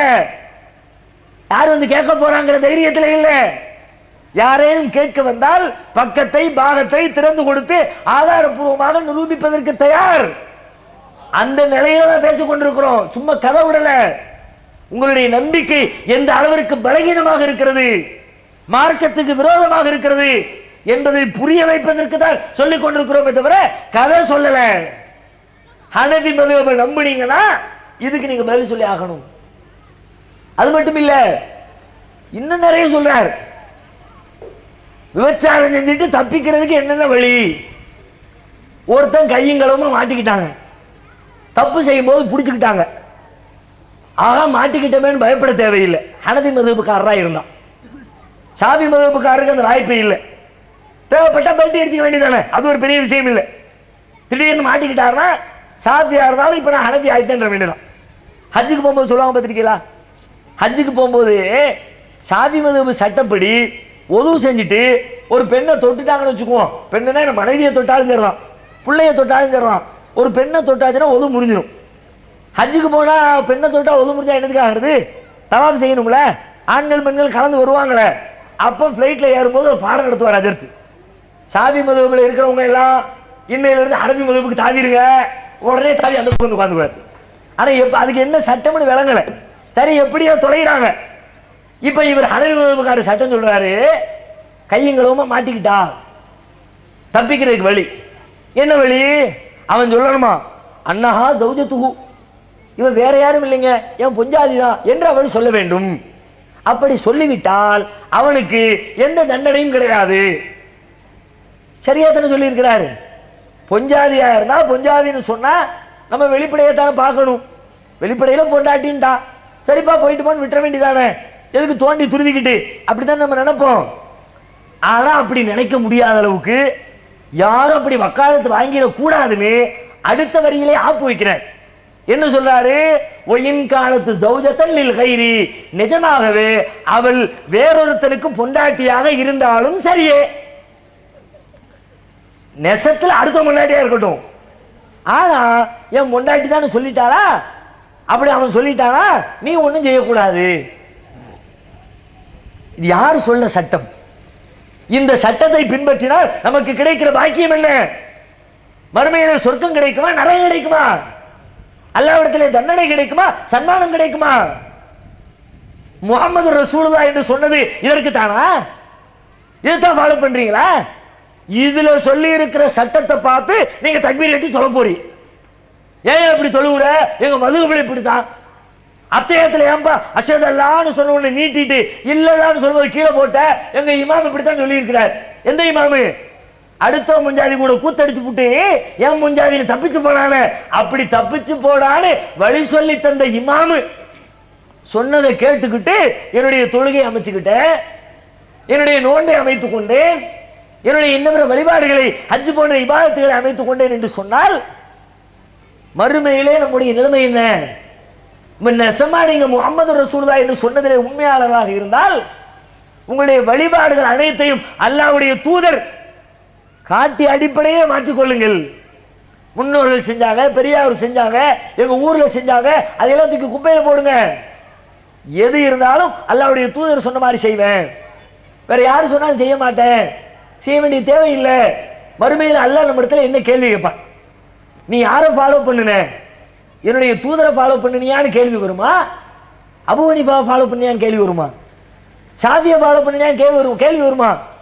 மறுமையில் அல்லாஹ்விடத்தில் எது கேள்வியாக வருமோ அந்த கேள்விக்கு நாம் பதிலை தயாரித்துக் கொள்ள வேண்டுமே தவிர மற்றவர்களை பின்பற்றி சென்று நாளை மறுமை வாழ்க்கையை பாழாக்கி கொள்ளக்கூடிய மக்களாக நாம் மாறக்கூடாது. அப்போ முஹம்மது ரசூலுல்லாஹ் என்ற விஷயத்தை பொறுத்த எடுத்துக்கொண்டால் நம்ம வாய்தான் முகமது ரசூலுல்லாஹ் சொல்றே தவிர வழிபாட்டில் நடைமுறையில் இல்லை. இபாதத்துகளை விடுங்க, அன்றாட வாழ்க்கையிலையாவது ரசூலுல்லாஹ் ஃபாலோ பண்றோமா? நடைமுறையில் எவ்வளவு விஷயங்கள் ரசூலுல்லாஹ் சொல்லி தந்தாங்க. ஒவ்வொரு மனுஷனும் தன் வாழ்க்கையில சந்திக்கக்கூடிய மிக முக்கியமான ஒன்று திருமணம். திருமணத்தை பத்தி சொன்னாங்க. நம்முடைய சமூகத்தில் திருமணம் எப்படி நடக்கிறது, திருமணத்தை எப்படி நடத்த வேண்டும் என்று அல்லாஹ்வுடைய தூதர் சொன்னார்கள். ஒவ்வொரு திருமணத்திலையும் திருமண உரைகளில் இமாம்கள் சொல்லுவார்கள். குத்துபா ஓதுவாங்கல்ல, அந்த குத்துபாவை கணிச்சு பார்த்தீங்கன்னா தெரியும். நீட்டி முழங்குவார் நிறைய வசனங்களை சொல்லி, யா அய்யுஹன்னாஸ் இத்தகூ ரப்பக்கும் அல்லதீ ஹலகக்கும் மின் நஃப்ஸின் வாஹிதா வ ஹலக மின்ஹா ஸௌஜஹா வ பஸ்ஸ மின்ஹுமா ரிஜாலன் கஸீரம் வ நிஸாஅ வத்தகுல்லாஹ அல்லதீ தஸாலூன பிஹி வல் அர்ஹாம் இன்னல்லாஹ கான அலைக்கும் ரகீபா அப்படி நிறைய சொல்லிக்கிட்டே வருவார். இடையில சொல்லுவாரு, கால ரசூலுல்லாஹி ஸல்லல்லாஹு அலைஹி வஸல்லம் அன்னிகாஹு மின் சுன்னதி ஃபமன் ரகிப அன் சுன்னதி ஃபலைஸ மின்னி. நபிகள் நாயகம் ஸல்லல்லாஹு அலைஹி வஸல்லம் சொன்னார்கள், இந்த திருமணம் என்னுடைய வழிமுறை. திருமணம் என்னுடைய அப்படி சொல்ல மாட்டாங்க, கரெக்டா வார்த்தை உபயோகிப்பார். அன்னிக்காக மின் சுன்னதி, இந்த திருமணம் எனது வழிமுறை. ஃபமன் ரகிப அன் சுன்னதி ஃபலைஸ மின்னி, எனது வழிமுறையை யார் புறக்கணிக்கிறாரோ அவர் என்னை சார்ந்தவர் இல்லை. கரெக்ட் தான், திருமணம் ரசூலுல்லாஹ்வுடைய வழிமுறை தான். ஆனா இவர் ஓதுறார இந்த திருமணம், அந்த திருமணம் ரசூலுல்லாஹ் காட்டிய வழிமுறையா? திருமணத்தை ரசூலுல்லாஹ் எப்படி செய்ய சொன்னாங்களோ அப்படிதான் அந்த திருமணம் நடக்குதா? திருமண பேச்சுவார்த்தையே ஆரம்பமே வரதட்சணையில் ஆரம்பிக்கிறது. எவ்வளவு தருவீங்க, ஊருக்கு தெரிஞ்ச எவ்வளவு, தெரியாம எவ்வளவு, நகையாக எவ்வளவு, பணமாக எவ்வளவு, காராக எவ்வளவு, பங்களாவாக எவ்வளவு, எத்தனை விதங்களில் பேரும். எத்தனை பேருக்கு சோறு போடுவீங்க? முதல் நாள் சோறு எத்தனை பேருக்கு, வாரச்சோறு எத்தனை பேருக்கு, மாதச்சோறு எத்தனை பேருக்கு? நபிகள் நாயகத்தினுடைய திருமண முறையிலே இப்படித்தான் இருந்ததா? பெண் வீட்டார் இடத்துல பணம் கேட்கிற மரபு இருந்ததா? எங்கிருந்து காப்பி எடுத்தீர்கள்? யார் கற்றுத்தந்த வழிமுறை இது? பணம் கிடைக்கிறது என்று சொன்னால் வாயை புலந்துறதா? பணம் மட்டும்தான் உலகத்தில் அளவுகோலா? பணத்தை தாண்டி அல்லாஹ்வுடைய சட்டத்தை பார்க்க மாட்டீங்களா? ஹராமான முறையில் சம்பாதித்து உங்களுடைய மறுமை வாழ்க்கையை பாழாக்கிக் கொள்வதை விட கம்மியா இருந்தால் அல்லாஹ்வுடைய பரக்கத்தோட காசு வருதான்னு பார்க்க மாட்டீங்களா? கேட்டோம் தந்தாங்க, நாங்க என்ன கொள்ளையா அடிச்சோம், நாங்க என்ன கத்திய காட்டிய மிரட்டணும், எவ்வளவு தருவீங்கன்னு கேட்டோம். அவங்க தானே தர்றோம். நாங்க கோரிக்கை வச்சு 5 லட்சம் கொடுத்தா நல்லா இருக்குமேன்னு கேட்டோம். சரி சரி நாங்க கொடுத்துறோம்னு சொல்லிவிட்டாங்க. கேட்டு வாங்குறது குற்றமா? திருடுனா குற்றம், கொள்ளையடிச்சா குற்றம், இது கூட குற்றமா என்றெல்லாம் வரதட்சணை வாங்கிவிட்டு அதை நியாயப்படுத்துகிறோமே. அல்லாஹ்வுடைய தூதர் காட்டி தந்த திருமணத்தில் இந்த வரதட்சணை இருந்துச்சா? அதனால் ஏற்பட்ட விளைவுகளை சொன்னாங்களே. எத்தனை கொடுமை நம்முடைய சமுதாயத்தில். ஒழுக்கத்தை அவ்வளவு போதித்திருக்கிறது மார்க்கம். அப்படிப்பட்ட மார்க்கத்தை சார்ந்த நம்முடைய இளம் பெண்கள், பல ஏழை குடும்பத்தை சார்ந்த பெண்கள் வேலி தாண்டி செல்லக்கூடிய செய்திகள் ஒவ்வொரு ஊரிலும் கேள்விப்படுகிறோமே. பின்னணி என்ன? 1000 பின்னணி இருக்கலாம், வரதட்சணையும் அதில் ஒரு பின்னணி. கட்டி கொடுக்க வழி இல்லை, தகப்பனாருக்கு வசதி இல்லை, மாச வருமானமே 4000 5000. இந்த 5000 ரூபாயை வைத்துக் கொண்டு வீட்டுக்கு வாடகை கொடுக்கிறதா, மளிகை கடைக்கு காசு கொடுக்கிறதா, பால்காரனுக்கு கடன் அடைக்கிறதா, மருத்துவ செலவு பண்றதா, பிள்ளைக்கு சேமிச்சு வச்சு நகை நட்டு வாங்கி கல்யாணம் முடிச்சு கொடுக்கிறதா? பொறுத்து பொறுத்து பார்க்கிற வேற வழியே இல்லை. நம்முடைய தகப்பனாரால் இந்த ஜென்மத்தில் கல்யாணம் முடிச்சு கொடுக்க முடியாது.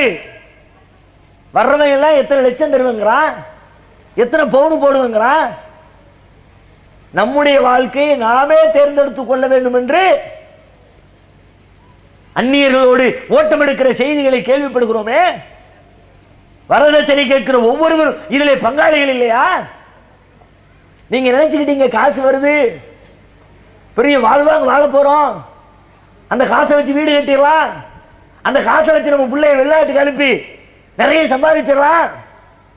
ஆனால் இன்றைக்கு குறித்து வைத்துக் கொள்ளுங்கள், தமிழகத்திலே முதியோர் இல்லங்களுடைய எண்ணிக்கை நாளுக்கு நாள் பெருகிக் கொண்டிருக்கிறது. காரணம் என்ன தெரியுமா? கடந்த காலத்திலே நீங்கள் வாங்கிய வரதட்சணை தான் காரணம். யோசிக்க, சுயநலவாதியா இருக்கிறவங்களுக்கு நான் சொல்றேன், காசு பணம் உலக வாழ்க்கையை எதிர்பார்த்து தானே வரதட்சணை கேட்டீங்க. அப்படிப்பட்ட சுயநல பேர்வழிகளுக்கு சொல்றேன், குறிப்பா மாமியாருக்கு சொல்றேன். மாமியார் கொட்டம் தான் வரதட்சணையில தலைவிரிச்சு ஆடு. மாமனார் கூட லேஸ் போக்கா விட்டுறார், தந்த வரைக்கும் உண்டு இல்லாட்டி விடுமான்றார். மாமியாரு அது எப்படி விடுறது? என் பிள்ளைக்கு போட்டு கட்டி கொடுத்துருக்கோம்ல, உன் பிள்ளைக்கு போட்டோன்னா எவன்கிட்ட போட்டி அவன்கிட்ட போய் கேளு. யார்கிட்ட போட்டு யார்கிட்ட கேட்கறது? வரும்போதே அவளை கசைக்கு பிழிந்து அவன் நடுத்தரவு வந்துடுறான். மாமனார் பொண்ணை பெற்றவன், இவன் அப்படிப்பட்ட வேதனையோடு வீட்டுக்குள்ள வர்றா. நம்மளை கல்யாணம் முடிச்சு கொடுக்கறதுக்காகத்தானே இத்தனை வருஷம் குடும்ப நடத்தின சொந்தமா வாங்கின வீட்டை நம்முடைய தகப்பனார் வித்துட்டு நடுரோட்டுக்கு வந்துட்டார், வியாபாரத்தை விட்டுட்டாரு, பெரிய கடங்காரனா மாறிட்டாரு. பெரிய துக்கத்தோடு வேதனையோடு கணவனுடைய வீட்டுக்குள்ளே அடி எடுத்து வைக்கிறாள. வீட்டுக்குள்ள வரும்போது நீங்க மாமியார், உடம்புல ரத்தம் முறுக்கேறி ஓடிக்கொண்டிருக்கிறது. 45 வயது, 50 வயது, 55 வயது, திடகாத்திரமா இருக்கிறோம். சாவி கொத்து நம்ம இடுப்புல. நம்ம சொன்ன பேச்சத்தான் புருஷன் கேட்பாரு, நம்ம பேச்சத்தான் பிள்ளைங்க கேட்கும், நம்ம பேச்சத்தான் மருமக கேட்கணும், நம்ம தான் எல்லாம் என்று உடம்பு முறுக்கேறிய ரத்தத்தோடு வீட்டிற்குள்ளே வலம் வந்த நீங்கள் 55 கடந்து போக மாட்டீங்களா? 60 தொட மாட்டீங்களா? 65 எட்டி பார்க்க மாட்டீங்களா? நிலைமை என்ன? சாவி கொத்து கை மாறும். யாரு கையில மாறும்? நீங்க பெத்தெடுத்த பொம்பளை புள்ள கிட்டயா? அவ இன்னொரு வீட்டுக்கு போயிருப்பா, எட்டி கூட பார்க்க முடியாது. அவ புருஷங்காரன் விரும்பினாத்தான் உங்களை வந்து பார்க்க முடியும். அப்படிப்பட்ட நிலையில 65 வயசு 70 வயசு படுத்த படுக்கையில இருக்கிற பொழுது உங்களை பராமரிக்க வேண்டிய கட்டத்தில் யார் இருப்பார்? உங்க வீட்டுக்கு நீங்க கூட்டிட்டு வந்த மருமக இருப்பா, அவதான் உங்களை பார்த்தாக வேண்டிய கட்டாயத்தில் இருப்பா. பாப்பாளா? 20 வருடம் எதிர்பார்த்திருந்த பழி வாங்குவதற்குரிய தருணம் கிடைத்தது. புருஷனுக்கு முறுக்கேத்துவா. எதுக்குங்க இந்த ஜடத்தை இங்க வச்சுக்கிட்டு?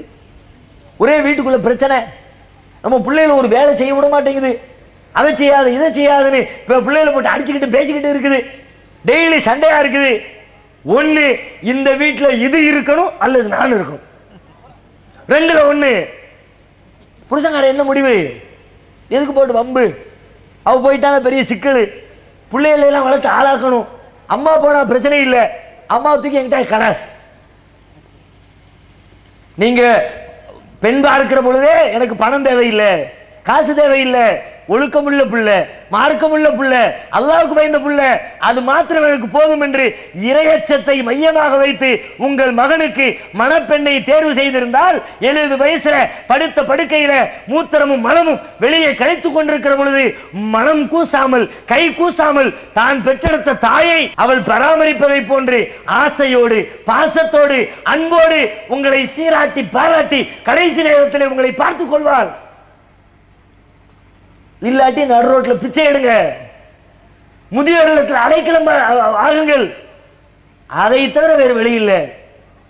எதிர்காலத்தில் இந்த உலகத்தில் கூட நீங்க நல்லா வாழணும்னா வரதட்சணை இல்லாமல் உங்கள் மகனுக்கு மணப்பெண்ணை தேர்வு செய்வதை தவிர உங்களுக்கு வேறு எந்த வழியும் இல்லை. அப்படித்தானே மார்க்கம் சொல்லி தந்துச்சு. அல்லாஹ்வுடைய தூதர் அதைத்தானே காட்டி தந்தாங்க. அதைத்தான் நீங்க திருமணத்தில் செய்றீங்களா? இந்த திருமணம் என்னுடைய வழிமுறை என்று சொன்னீர்களே, அந்த திருமணம் அல்லாஹ்வுடைய தூதர் காட்டிய அடிப்படையில் தான் அமைந்திருக்கிறதா? வரதட்சணை பேச்சு முடிஞ்சிச்சா என்னைக்கு வச்சுக்கிறது கல்யாணத்தை? நல்ல நாள் கெட்ட நாள் ஜோசியம் பார்க்கிறது, அஜர்த்துல போய் கேட்கிறது, அஜர்த்து என்னைக்கு வைக்கிறது ஒரு நல்ல தேதி பார்த்து சொல்லுங்க. அவர் அல்லாவா? நல்ல எப்ப வச்ச நல்லது எப்ப வச்ச கெட்டது அவருக்கு என்ன தெரியும்? உலகத்துல ஒரு நேரத்துக்கு நல்லதையோ கெட்டதையோ செய்கிற ஆற்றல் இருக்கிறா? நல்லது நடக்கிற அதே நேரத்தில் இன்னொருத்தருக்கு கெட்டது நடக்கும். ஒருத்தர் வீட்டில் பிள்ளை பிறக்கிற அதே நேரத்தில் இன்னொருத்தர் வீட்டில் மையத்து இருக்கும். நேரத்துக்கு நல்லதும் செய்ய முடியாது கெட்டதும் செய்ய முடியாது என்பது ஒரு சாதாரண பகுத்தறிவின் அடிப்படை பாடம். இஸ்லாம் கற்றுத் தருகிற பாடம். நபி மூசா அலைஹிஸ்ஸலாம் என்றைக்கு கடலில் இருந்து காப்பாற்றப்பட்டார்களோ அதே நிமிடத்திலே தான் கடலுக்குள்ளே புதைத்து அழிக்கப்பட்டார் ஃபிரௌன். ஃபிரௌனுக்கு கெட்டது மூசா நபிக்கு நல்லதாக நடக்கலையா? ஒரே நேரத்தில் நடந்துச்சு. நல்லது கெட்டது செய்யற ஆற்றல் நேரத்துக்கு கிடையாதுங்கிறத சொல்லிக் கொடுக்கப்பட்ட மார்க்கத்தில் அஜர்த்துல போய் நல்ல நேரம் கெட்ட நேரம் பார்க்குறீங்க. பத்திரிகையில் நிகழும் ஹிஜ்ரி 1342 ஆண்டு ரஜபு மாதம் 12ஆம் நாள் காலை 10 மணி முதல் 11 மணி வரை உள்ள முபாரக்கான வேளையில், அது முபாரக்கான வேளையில், அந்த நேரத்தில் தான் முபாரக் இருக்கிறது, பரக்கத் இருக்கிறது. யாரு சொன்னா? எங்கிருந்து காப்பி அடித்த கலாச்சாரம் இது? ரசூலுல்லாஹ்வுடைய வழிமுறை இல்லையே திருமணத்தில். நல்ல நேரம் கெட்ட நேரத்தில் நபிகள் நாயகத்தை தூக்கி கடைசியாச்சு. திருமண சடங்குகள் அரங்கேறுகிறது. எந்த சடங்கிலும் நபிகள் நாயகம் காட்டிய வழிமுறை இல்லை. இமாம் வந்து உட்கார்ந்துட்டு குத்துபா ஓதுறார். ஓதுங்க, நல்லதுதான், குத்துபா தேவை. குத்துபான என்ன? சொற்பொழிவுன்னு அர்த்தம். உரை என்று பொருள்.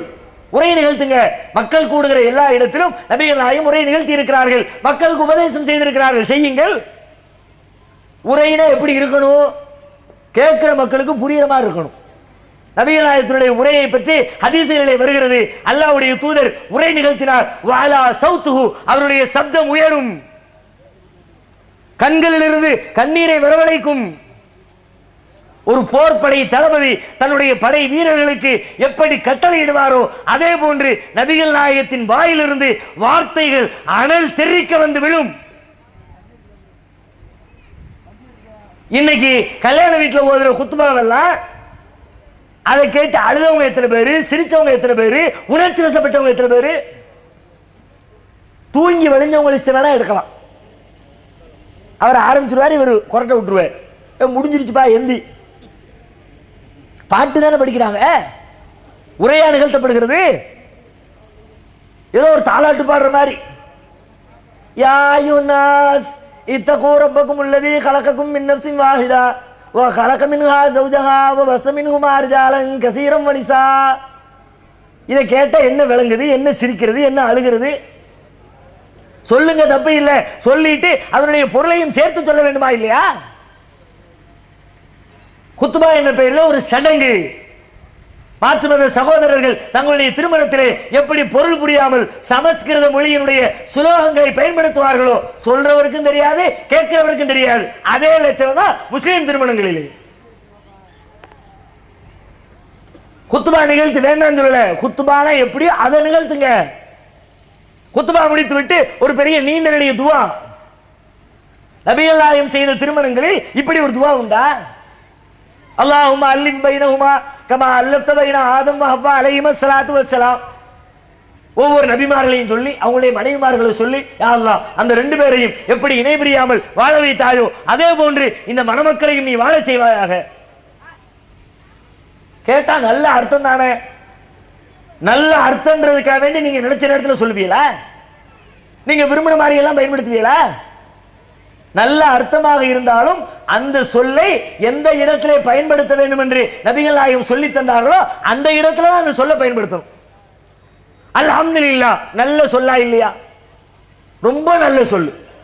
குர்ஆனிலேயே முதலாக அல்லாஹ்வால் வைக்கப்பட்டிருக்கிற சொல்லே அல்ஹம்துலில்லாஹ். பல இடங்களில் நபிமார்களுக்கு அல்லாஹ் சொல்லிக் கொடுத்த சொல் அல்ஹம்துலில்லாஹ். அல்ஹம்துலில்லாஹ் சொல்லுங்க, அல்ஹம்துலில்லாஹ் சொல்லுங்க, அல்ஹம்துலில்லாஹ் சொல்லுங்க. நபி இப்ராஹிம் அலைஹிஸ்ஸலாம் தனக்கு பிள்ளை வயது முதிர்ந்த நேரத்தில் புள்ள பிறந்துச்சு. அப்ப இப்ராஹிம் அலைஹிஸ்ஸலாம் சொன்னது அல்ஹம்துலில்லாஹ். அல்ஹம்துலில்லாஹ் இல்லதி வஹபலி அலல் கிபரி இஸ்மாயில் வ இஸ்ஹாக். என்னுடைய முதுமையான பருவத்தில் இப்ராஹிம்ங்கிற பிள்ளையும் இஸ்மாயில்ங்கிற பிள்ளையும் எனக்கு அன்பளிப்பாக கொடுத்த அல்லாஹ்வுக்கே எல்லா புகழும். நூஹ் நபி அவர்கள் கப்பலில் ஏறி பயணப்பட்ட நேரத்தில் அல்லாஹ் சொல்ல சொன்னான், ஃபகுல் அல்ஹம்துலில்லாஹி அல்லதி நஜ்ஜானா மினல் கௌமில் ஸாலிமீன். அநியாயக்கார கூட்டத்தாரிடமிருந்து என்னை பாதுகாத்த, எங்களை பாதுகாத்த அல்லாஹ்வுக்கே எல்லா புகழும் என்று நபியே நீங்கள் சொல்லுங்கள். ஒவ்வொரு கட்டத்திலேயும் சொல்லித்தரப்பட்ட அற்புதமான ஒரு சொல் அல்ஹம்துலில்லாஹ், நல்ல சொல். ஒருத்தர் வர்றாரு, தகப்பனார் மௌத்தா போயிட்டாரு, அல்ஹம்துலில்லாஹ். அவன் தகப்பனார் மௌத்தா போயிட்டாருன்னு செய்தி சொல்லும்போது அல்ஹம்துலில்லாஹ் சொல்லுங்களேன். நல்ல சொல்லா கெட்ட சொல்லா? நல்ல சொல்லு தானே, ஒத்துக்குவானா? யாராவது ஏத்துக்குவாங்களா? இதை சொல்லித்தர்ற அஜர்த்து அவர் வீட்டில் அவன் புள்ள மௌத்தா போச்சு, வந்து சொல்ற வருத்தத்தோட புள்ள மௌத்தாயிடுச்சு, அல்ஹம்துலில்லாஹ். அஜர்த்து செருப்பை கட்ட மாட்டாரு. ஏன்னா உன் புள்ள செத்தா தெரியும்டா, என் புள்ள செத்து இருக்குங்கிற அல்ஹம்துலில்லாஹ்வா? கெட்ட வார்த்தையை சொல்லிவிட்டான், அசிங்கமான சொல்லையா பயன்படுத்திட்டான். நல்ல சொல்லுதானே, நல்ல சொல்லுதான். சொல்ல வேண்டிய இடம் இருக்குதுல, நபிகள் காட்டி தந்த இடம் இருக்குதுல, நீங்களாக பயன்படுத்தினால் அவங்கள மாதிரி வாழுங்க தப்பா? தப்பு இல்லை. எப்படி சொல்வீர்கள், எப்பொழுது சொல்வீர்கள்? அல்லாஹ்விடத்தில் துவா செய்யறதா இருந்தா எப்படி செய்யணும்? அல்லாஹ்வுடைய தூதர் ஒரு வழிமுறையை சொல்லி தந்திருக்கிறாங்களே, அதற்கு மாற்றமாக நீங்கள் எப்படி செய்யலாம்? கல்யாண வீட்டில் துவா செய்யறதா இருந்தா ரசூலுல்லாஹ் சொல்லி தந்தாங்க, ரொம்ப வளவள கொலகொலன்னு துவா செய்யாதப்பா, ரெண்டே வரி நறுக்கு தெரிச்ச மாதிரி திருமண தம்பதிகளுக்கு கேட்க வேண்டிய அத்தனை கோரிக்கைகளையும் 2 வரிகளுக்குள்ளே அடக்கி ரத்தின சுருக்கமாக சொல்லி தந்தார்கள் நபிகள் நாயகம் அவர்கள். பாரக்கல்லாஹு லக வ பாரக அலைக வ ஜமஅ பைனகுமா ஃபீ கைர். கல்யாண வீட்டில் ஓத வேண்டிய துவா இவ்வளவு முடிஞ்சு போச்சு. நீங்க பேசாம நீட்டி முழங்குனீங்கன்னா யார் கற்று தந்தது? யார் ஓதுவது? இன்னும் அதிலே ஒரு கூடுதலான செய்தி என்னன்னா, ரொம்ப கொடுமையான செய்திகளை எல்லாம், கோரிக்கைகளை எல்லாம் துஆ என்ற பெயரிலே கல்யாண வீட்டுக்குள்ள அந்த துவால ஓதுறான். முந்தி ஓதிக்கிட்டு இருந்தாங்க சில துவா, இப்ப அது குறைஞ்சு போச்சு. என்ன துவாவுனா, ஒவ்வொரு நபியா சொல்லிட்டே வரும்போது இடையில சொல்லுவார்கள், அல்லாஹும்ம அல்லிஃப் பைனஹுமா கமா அல்லஃப்த பைன நூஹின் வ ஃபாரிஸா அலைஹிஸ்ஸலாத்து வஸ்ஸலாம். யா அல்லாஹ், நூஹ் அலைஹிஸ்ஸலாம் அவர்களும் அவருடைய மனைவி ஃபாரிஸா அவர்களும் எப்படி இணை பிரியாமல் வாழ்ந்தார்களோ அதே போன்று இந்த மணமக்களை நீ வாழச் செய்வாயாக. ஆனா குர்ஆன்ல அல்லாஹ் என்ன சொல்றான் தெரியுமா? நூஹ் நபியினுடைய மனைவியை பத்தி, லரபல்லாஹு மஸலன் லில்லதீன கஃபரு இம்ராத்த நூஹின் வம்ராத்த லூத். அல்லாஹ்வை மறுக்கிற காபிர்களுக்கு, இறை நிராகரிப்பாளர்களுக்கு 2 பெண்மணிகளை அல்லாஹ் உதாரணம் சொல்கிறான். அதிலே முதல் பெண்மணி நூஹ் நபியினுடைய மனைவி. ஒரு காஃபிர்னா அவளை தான் உதாரணம் காட்ட முடியும். அப்படிப்பட்ட ஒரு கொடியவள் என்று அல்லாஹ்வால் உதாரணம் காட்டப்பட்ட ஒரு பொம்பளை எப்படி வாழ்ந்தாலோ அத மாதிரி என் பிள்ளையை வாழ செய்யின்னு அவர் துவா கேட்கிறாரு. அந்த துவாவுக்கு அர்த்தம் தெரியாம பின்னாடி உட்கார்ந்துக்கிட்டு தலையில முக்காட போட்டு தொப்பியை போட்டு கர்ச்சிப்பை போட்டு ஆமீன் சொல்லி கொண்டிருக்கிறோமே, இதுதான் நபிகள் நாயகம் காட்டி தந்த திருமண வழிமுறையா? துவாவுல இல்ல ரசூலுல்லாஹ்வுடைய வழிமுறை. சடங்கு சம்பிரதாயங்கள், தாலி கட்டுறது, கருகுமணி யாருடைய கலாச்சாரம்? கருகுமணி போடக்கூடிய ஒரு பழக்கத்தை பார்க்கிறோமே, சில இடங்கள்ல தமிழ்நாட்டில் தாலியே கட்டுறாங்க. பெரும்பாலான இடங்கள்ல தாலி, நம்மளும் தாலி கட்டினா ஒரே மாதிரி இருக்கும், இந்துக்கள் செய்யற மாதிரி நம்மளும் செய்யற மாதிரி ஆகி போயிருமேன்னு பயந்து கொண்டு தாலிங்கிற வடிவத்தை மாற்றி கருப்பு கருப்பா மணியை கோத்து கருகுமணியை கழுத்தில் கட்டுற பழக்கம் பரவலாக இருந்தாலும் சில பகுதிகளில் முஸ்லிம் அல்லாத சமூகத்து மக்கள் எப்படி தாலி கட்டுவார்களோ அதே போன்ற வடிவத்திலேயே செய்து தாலியே கட்டுறாங்க. இஸ்லாத்துக்கும் இஸ்லாமிய திருமணத்துக்கும் தாலிக்கு என்ன சம்பந்தம்? திருமணம் என்பது வாழ்க்கையின் ஒப்பந்தம். அகதனமின்கும் மீசாக்கன் கலீலா, நீங்கள் அவர்களிடத்தில் எடுத்துக்கொள்கிற கடுமையான வாழ்க்கை ஒப்பந்தம். இதுதான் குர்ஆன் சொல்லுகிறது. அக்ரிமெண்ட் போடுறதுக்கு ஏன்பா தாலி? கேட்டா அந்த பிள்ளைக்கு கல்யாணம் ஆயிடுச்சா இல்லையான்னு தெரியணும்ல, அதுக்கு தான். எதுக்கு கருகுமணி போடுறாங்களா? கல்யாணம் ஆயிடுச்சா இல்லையான்னு கன்ஃபார்ம் பண்றது. நான் கேட்கிறேன், கல்யாணம் ஆயிடுச்சா இல்லையான்னு கன்ஃபார்ம் பண்ற லெவல்னா அவ யாரோ ஒருத்தியை வச்சு தான் கல்யாணம் கன்ஃபார்ம் பண்ண வேண்டிய தேவை வரும். சொந்தக்காரியா இருந்தா, அக்காவா இருந்தா, தங்கச்சியா இருந்தா அந்த தேவை இருக்காது. ஏன்னா கல்யாணம் முடிஞ்சிச்சா இல்லையான்னு அண்ணன் தம்பிக்கு தெரிஞ்சிருக்குமே. யாரோ ஒரு பொம்பளை யாரோ ஒரு பொம்பளைக்கு கல்யாணம் ஆயிட்டா இல்லையாங்கிறத கன்ஃபார்ம் பண்றது எப்படி கன்ஃபார்ம் பண்ணுவாங்களாம்? கழுத்துல கிடக்க கருகமணி வச்சு. கருகமணி எங்க போட்டிருப்பா? பரதாவை போட்டு அதுக்கு மேலத்துக்கு பெரிய பூமாலை போட்ட மாதிரியே போட்டு வர்ற பொம்பளை கருகமணி கழுத்துக்குள்ள கிடக்கு. அடுத்த பொம்பளைக்குள்ள கழுத்துக்குள்ள கிடக்கிற கருகமணிய உத்து பார்த்து கல்யாணம் ஆயிடுச்சா இல்லையான்னு நீ கன்ஃபார்ம் பண்ணுவேன்னா உன்னை எந்த லிஸ்ட்ல வைக்கிறது? பார்க்கிற இடம் எங்க பார்த்தீங்களா? எவ்வளவு தைரியமா சொல்றான் பாருங்க. கருகமணி வந்து கல்யாணம் ஆயிடுச்சா இல்லையா கன்ஃபார்ம். எப்படி நீ கன்ஃபார்ம் பண்ணுவ? பொம்பளை சொல்லிட்டா கூட சரி போய் தொலை விட்டுறலாம். ஆம்பளை நீ சொல்றிய அவ கழுத்துக்குள்ள கிடக்கிற எப்படியா நீ பாப்ப?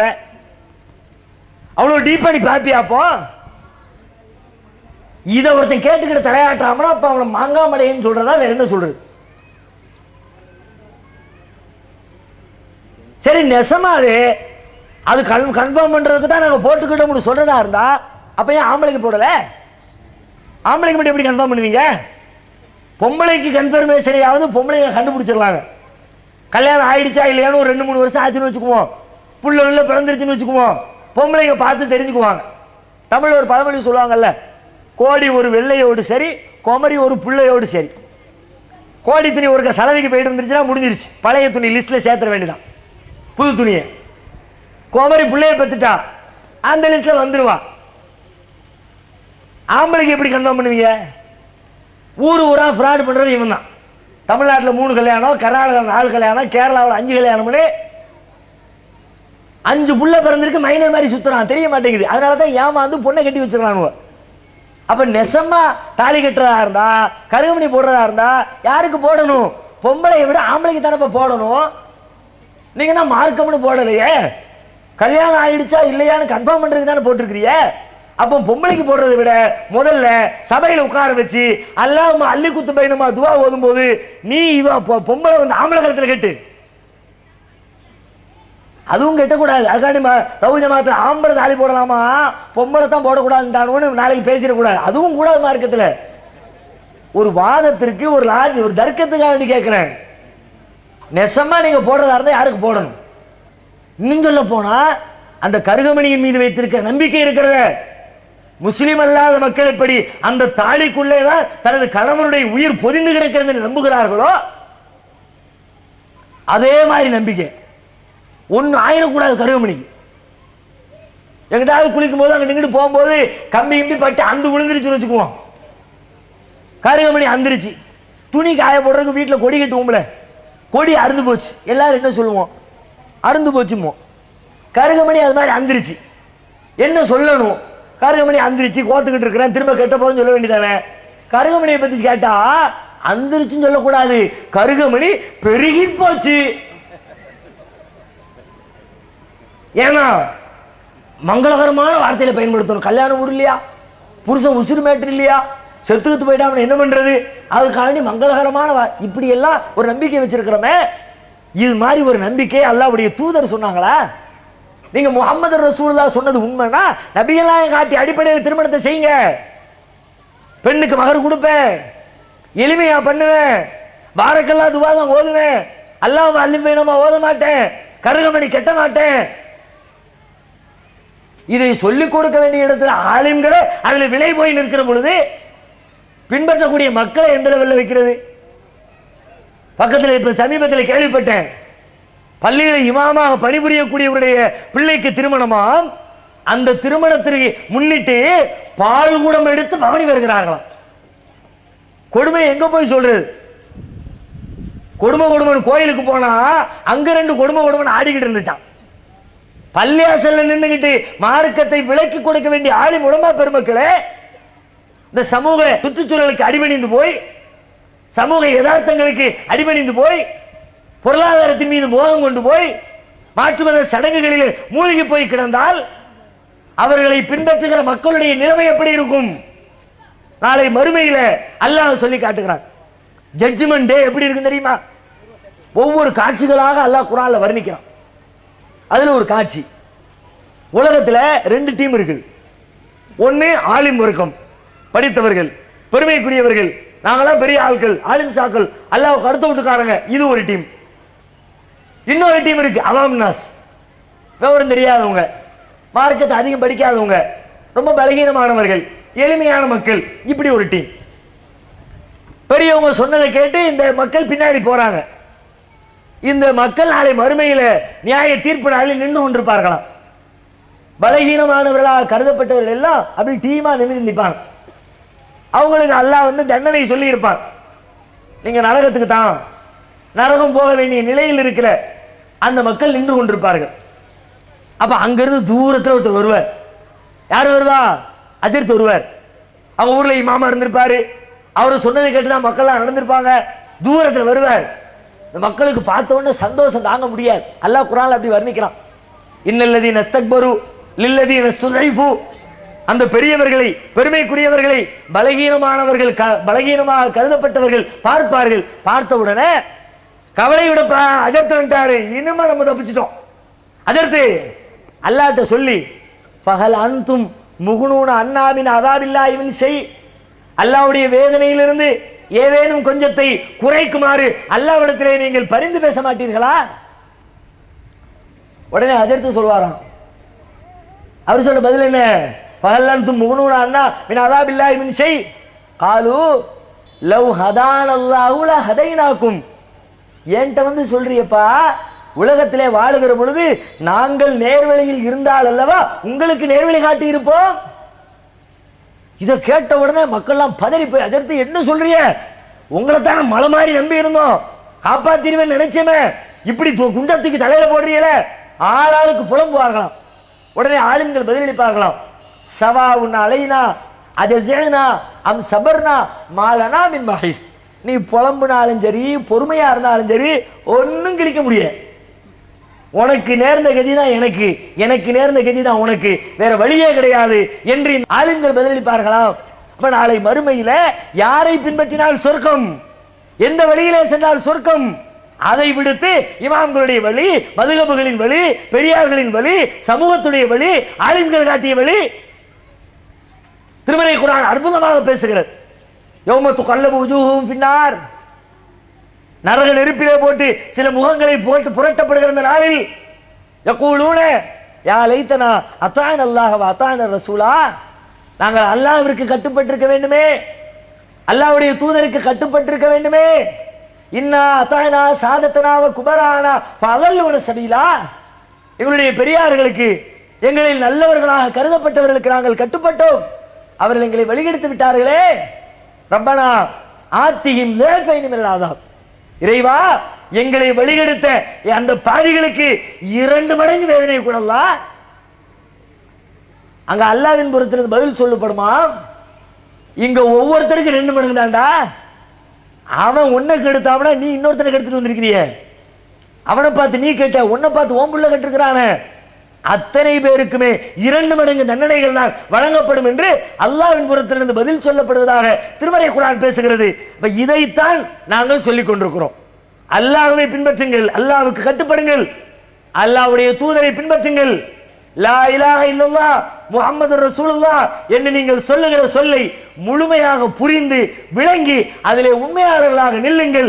இந்த ஒன்றுதான் நாளை மறுமையிலே நம்முடைய வெற்றிக்கு வழிவகுக்கும். அல்லாஹ் ரப்பல் ஆலமீன் அதை பின்பற்றி நடக்கிற நன்மக்களாக நம் அனைவரையும் ஆக்கி அருள் புரிவானாக. வாஹிரு தஅவானா அல்ஹம்துலில்லாஹி ரப்பில் ஆலமீன். அஸ்ஸலாமு அலைக்கும் வரஹ்மத்துல்லாஹி வபரகாத்துஹு. அல்லாஹ்